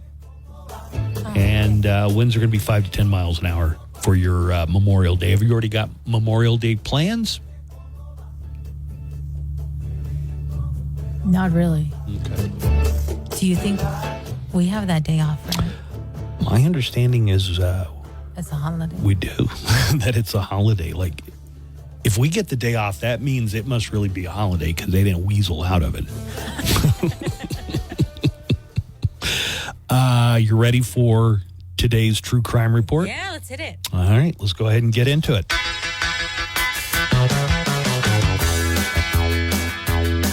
Don't kill people you don't know. Don't shoot you with guns. Don't rob gas stations and banks. Don't rob liquor stores elsewhere. It's against the law. It's against the law. It's against the law. It's against the law. Don't sell illegal drugs. Don't bust people in the head. No. Don't stick up people for money. That's a bad Don't idea. ever take things that don't belong to you. It's against the law. It's against the law. It's against the law. It's against the law. It is time for our True Crime Report, actual crime stories from around the world and across the nation. Any of you involved in any illegal activity? Because I could sure go for some. We have a variety of stories today. First of all, a man in, this isn't going to be a Florida man game, but it could be. A man in Florida threatened bartenders with a gun because he didn't want the bar to close. Oh. A 39-year-old man in Florida, Carlton Lacey is the man, was at a bar last Saturday night, and at 2 a.m., the bartenders announced that they were closing, which you would know if you've ever been in a bar before. A bar does, yes. You don't have to go home, but you can't stay here. Mr. Lacey, the 39-year-old man, was not happy that they were closing the bar. He pulled a gun on one of the bartenders and shouted, "Who needs to leave?" Everyone, dude, it's 2 o'clock. They're all like, you and everyone else. This is a bar, not the Hotel California, where you can check out anytime you like. But you can never leave. Well, Mr. Lacey continued waving the gun around. A second bartender stepped in. That must have been very courageous. And Lacey pointed the gun at her and said, "Keep playing with me, B-word." Police were called, but by the time they'd gotten there, the man had left, but they tracked him down. He was charged with 2 counts of aggravated assault, also resisting arrest, and possession of a weapon by a convicted felon. So I guess we should not be surprised that this guy already had a record. A park visitor is in trouble. A park visitor to Disney World in Orlando. So I guess this is another Florida story. Oh. A woman in her 60s grabbed a handful of Goofy's buns at Disney World. I'm not talking about baked goods either.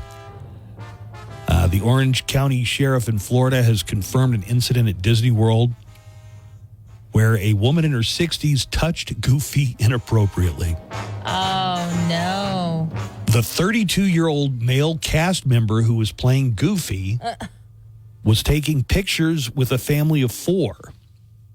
3 of them on the right side, and the woman who was the grandmother of the children on his left. Uh-oh. So, Goofy's in there. According to the police report, the grandmother placed her hand on Goofy's butt and squeezed 3 times. 3 times? That's not all. According to the police report, while squeezing, she said, woohoo! Well, the guy in the Goofy costume was not going to let this slide and reported the woman. Of course not. The grandmother was approached by park officials, and she said, I guess he doesn't want us here. Goofy wants us to leave now. Yeah, because you're going around groping Goofy. Gosh. The father, maybe knowingly, so maybe this was his mother or his mother-in-law, but the father said, what did you do? As if it, like she gets in trouble a lot. Right. Now what did you do? It is unclear whether or not they were asked to leave. No arrests have been made. The victim, that is the guy in the Goofy costume, told police he does want to press charges, though.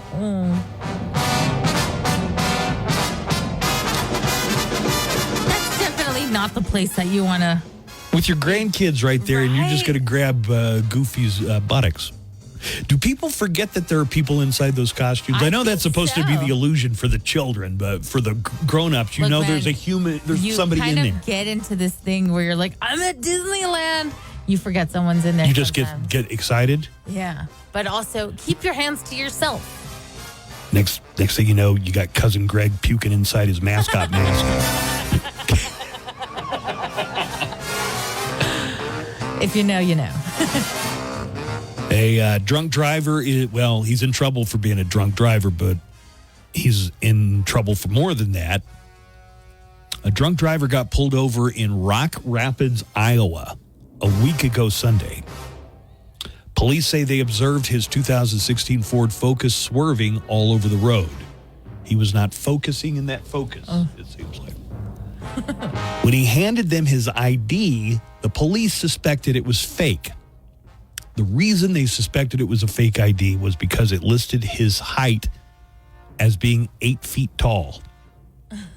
The driver, 33-year-old Joel Vieda, is actually 5'8", so not even close to 8 feet tall. By the way, the tallest living person in the world right now is 8'3". Mr. Vieda failed a sobriety test and failed the breathalyzer too. He also had an open beer in his cup holder and a 6-pack of Corona in the back seat. Oh, man. He just keeps going. Wouldn't that have been a 5-pack of Corona if he's got one in the cup holder? Good point, yeah. They also found a folded $1 bill with white powder in it that he admitted was... Care to guess? Cocaine. Meth! God. So the police figured out it was a fake ID because he's not 8 foot tall. Turns out the man needed the fake ID because he doesn't have a driver's license and was wanted for not appearing in court for a previous drunk driving charge. So it was a fake one. Yeah, it was fake. And of all the things, he decided, I'm going to put that I'm 8 feet tall here. That's like what why would you? That's like McLovin. That's like when McLovin went and chose McLovin. One name? McLovin? Who are you, Seal? I never had it. I don't have any experience with fake IDs. I know that people get them, but like, wouldn't you want to make it so that it kind of matches your appearance, or what's the point? I was too scared to get one. Afraid to get in trouble? Yeah, I'm like... More afraid to get in trouble with cops or with your parents? With my mom. Yeah, of course. Our next story is from Canada. I told you we sometimes have international stories here. Not very often. A teenage driver in Canada got a cell phone ticket. But he says he got it while he was in line at the McDonald's drive-thru, and he was using the McDonald's loyalty app so that he could get free food. Oh, my God. He's all, I need the app. Here is to get my points. Here is the Canadian teenager, Mason Prima, talking about getting the ticket in line at McDonald's. Barely even moving, I'm just rolling. And I go like this to open up my McDonald's app. And I look in my rearview mirror, and there's a motorcycle cop behind me. Show him, I'm like, I'm on my McDonald's app. I'm loading up the code right now to get a free meal. I did think he was just going to let me go because I'm just trying to get a free meal. Turns out to be a very expensive lunch. I think he had to pay a fine of $580 for being on his phone. Once again, in line at McDonald's using their loyalty app. Right. And sometimes on the McDonald's app, if you order online and go pick it up through the drive-thru, it makes you give like a code. So you could confirm that that's your order. So at some point you would have to Yeah. At some point you'd have to pull out your phone, right? Yes. Oh my God, that's terrible. I know, this sounds awful. 2 people were arrested in Seattle last week after one of them was caught by police walking out of a store with the cash register. The video shows the woman carrying the cash register right out of the store. It just so happened they walked right into a police officer. It looks like they were outside. It says pharmacy, but it really looks like the exterior of a Walgreens. Here's some of the audio. Whoa, whoa, hey. Yes. Hey, put that down. Yes. Hands behind your back. Hands behind your back right now. So the woman was arrested. I'm not sure if the man was arrested as an accomplice, but there was somebody running out from the pharmacy behind them. So apparently. Hey, get back here with that cash register.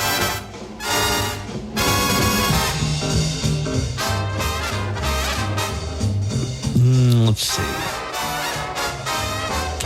One final story here, Joanna. It has to do with tacos. Tacos. There is now, in the United States at least, a court precedent that tacos are actually sandwiches. The hell they are. A judge in Indiana just ruled on a case this week that establishes that tacos are sandwiches. A man named Martin. I'm sorry, where? Indiana. You know, the birthplace of the taco. Yeah, the official authority on tacos. I think that's a good point. It's like, wait a second, we're gonna let somebody in Indiana decide what tacos are. A man named Martin Quintana has been trying to open a taco place in a strip mall in Fort Wayne. Okay. He ran into some red tape thanks to a contract that limits the type of restaurants that are allowed. I guess that's the thing. It claims that you can only open a restaurant that sells made-to-order or Subway-style sandwiches. So Mr. Quintana, the guy who wanted to go into business, sued, claiming tacos and also burritos are sandwiches. Why not just argue that they're made to order?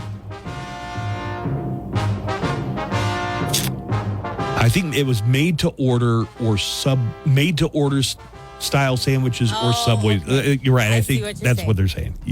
I get you. I don't know if I agree with it. Yeah, right. Also, if there's no taco or burrito place, let him open one. It doesn't sound like he's going to be competing with the Subway style restaurant that's already there. Yeah. How many Subways could there be there? You need a taco place at least. Even things out. In Indiana? Yeah. His case made its way through the Indiana legal system, and a Superior Court judge ruled last Monday that yes, tacos are sandwiches. I get a victory. A win is a win. A win is a win. They say there could still be an appeal. The next judge might disagree. Who's going to appeal the tacos? But the judge in Indiana ruled that tacos and burritos are basically just, and I'm going to read a direct quote here, Mexican-style sandwiches. Agree? All right. Disagree. Or just like if it gets him to... There, yes. Right. If he is able to bring a bunch of Hoosiers delicious tacos and burritos, then I'm all for it too. I'm gonna eat a lot of tacos de carne asada. Yeah. I'm gonna eat some more tacos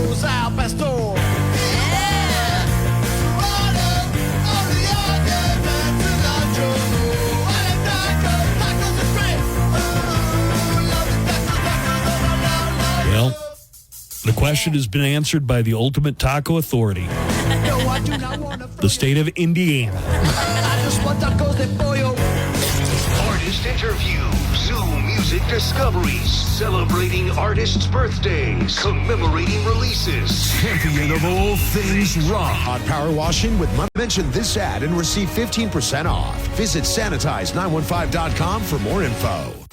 Live from the KLAQ studios, the Buzz Adams Morning Show. Courtesy of Glasheen, Vyas, and Enderman Personal Injury Lawyers at GVILaw.com.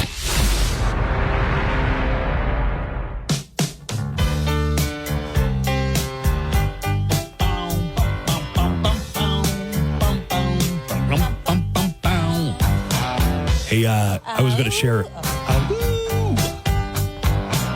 Does make you want to howl, doesn't it? I was going to tell you about a crazy post on Nextdoor. As I've told you before, the Nextdoor app is the most toxic entity on the internet. It really is. We love those unhinged Nextdoor posts. About 50% of the posts are lost dogs. Right. Yeah, they are. About 20% are, can somebody recommend a good appliance repairman? Right. And then another 30% maybe are, hey, there's some suspicious looking guy in the neighborhood, right? Yeah. I was going to tell you about this one, but they took it down because people jumped all over this guy. He posted a picture of his puppy, a 1-year-old black lab, and it was just like, I'm giving my dog away. Let me know if you want him, with nothing else. Okay. So people wanted to know why. Oh. And he didn't answer. Okay. But it wasn't long before people started saying, this is like the most cruel thing you could do, abandoning a dog who's so loyal. You know, the most loyal animal, and you're rejecting him, and how do you think the dog's going to feel? Versus people who were saying, hold on a second, shaming somebody like this is the reason why dogs just get dumped out on East Montana. Hey, yeah. Or wherever. That dude was probably just like, you know what? I'm just going to leave this dog out there. He took his post down. I think he got, no pun intended, hounded over this post. But it was a cute black lab. It happens all the time. People are like, I can't with this dog anymore. I got to rehome him. Somebody take him. I don't know what the problem was. What the guy did is he didn't give any reason. He's just like, I need to rehome this dog. So there were a lot of people attacking him for being so callous and heartless. But then there were a lot of people who are saying, you don't know what his circumstances are, and better this than just taking him out to Westlake and dumping him or something. Eastlake. Oh, did I say Westlake? You did. Oh, there's a Westlake. Now there is. Eastlake, sorry. Oh, yeah, don't shame the dude. Maybe something, you don't know the situation that people are in when they have to rehome their pet, which is probably a difficult decision that they have to make. I found that people are very quick to look down their noses without even knowing what the circumstances are. And I would imagine a dog is going to get over it. I mean, as much as we love our dogs, and we all do, except for Christy Noam. Ain't I a tough farm girl? As much as you got to get now the one where he's like, baby girl. Ain't I a tough farm girl? Yeah, I need to get the baby girl rant. You had something you wanted to ask me about. Yes. When you graduated high school, did they allow you to decorate your cap? Like the graduation cap? Yeah. I would never have thought of doing anything. Really? Like what? With like sparkles or something? Yeah, or have you ever seen when people decorate their graduation caps? No. And they'll put like little sayings. I've been very fortunate that I've avoided any graduations for about 10 years. Thank God. Well, you're going to have one coming up soon. Oh, yeah. Yeah. Well, these students at Gadsden High School, their class just got told that they cannot decorate their graduation caps. But apparently a lot of them have already done that. And they're all upset. And like with the hot glue and stuff? Or? Yeah, I can't believe you've I've never seen somebody seen. No, it decorate never their- occurred to me. Just do like a quick Google search of decorated graduation caps. Okay. And people decorate them real nicely. They go all out. Sometimes people put like lights on them, or they'll put flowers and stuff. It looks really nice. And so these students at Gadsden God. High School have already decorated their caps. And then at the last minute, they're like, oh, yeah, you can't do that anymore. Every picture And I'm looking at, it's a female student. A female Do student. both genders Yes. decorate their caps? Yes, of course. Okay. If you say so. This is the first I've ever heard of this. Really? I've never heard of this before. I remember I think every single person that I graduated with was just happy to be out of there and didn't want to put effort into your graduation cap. What the hell's wrong with you? I remember when I graduated high school, like they immediately told us, no, you cannot decorate your cap. So they had already had an issue with it before. And so I guess like these students were told maybe at the beginning, like, oh, yeah, you can. But at the last minute, they told them you can no longer decorate your caps. And a lot of students have already done so. And they told them you need to either remove those decorations or buy a new cap before their commencement ceremony. At the graduation cap store? I don't even remember how we got our cap and gown. Like, did they give them to us weeks before? You don't remember what you did? Not at all. You had a cap and gown. I remember right? what color they were. What was your color? Red. Red. That was it was our school Mine color. were black. Yeah, ours were red. The caps matched. The tassel was yellow. But I don't remember, did we have it weeks in advance? Did somebody give them to us? I don't know. As far as I know, they passed them out to us as we went into the graduation. I honestly don't have any clue. Do you remember how Yeah, they told us, like, here's where you go get your cap and gown. And what kind of place would you go to? It was some place off I-10. And yeah, it's a place that sells the graduation caps and gowns. Are they the all graduation I store? feel like there's maybe more, but that's the only that you one were just I know of. focused in getting your gown and cap. Yeah. And they told us immediately, you cannot decorate your graduation cap. So this is the big dilemma that's happening with these high school students right now who have already decorated their caps. What's the going rate for a brand new graduation cap? I don't know, but it seems kind of dumb to have to go and buy a new one just because they're like, we don't want you to decorate your cap. Why do they give any reason for not wanting? And do most schools allow you, or most schools I don't always allow you? thought that the high schools didn't allow you to do it. They were like, because when they did it to us, they were like, you can wait till college. When you graduate from college, you can graduate. Well, these days it's just like, hey, do whatever you want to with your caps. Just don't heckle the president about Gaza when he does the commencement speech. I guess so. Am I right? Yeah. Okay. Have a great one, everybody. Enjoy your Monday. We'll be back tomorrow. We got a 3-day weekend ahead of us, so we're excited about that. Have a great one. We'll talk to you tomorrow. So long, everybody. Well, that's it. Show's over. What? We just started. Yeah, well, the show's over. That's the end. That's not the end. Why, yes, it is. Right. That's the end. And that's the end. That's the end. The morning show will be back tomorrow at 6 a.m. Now.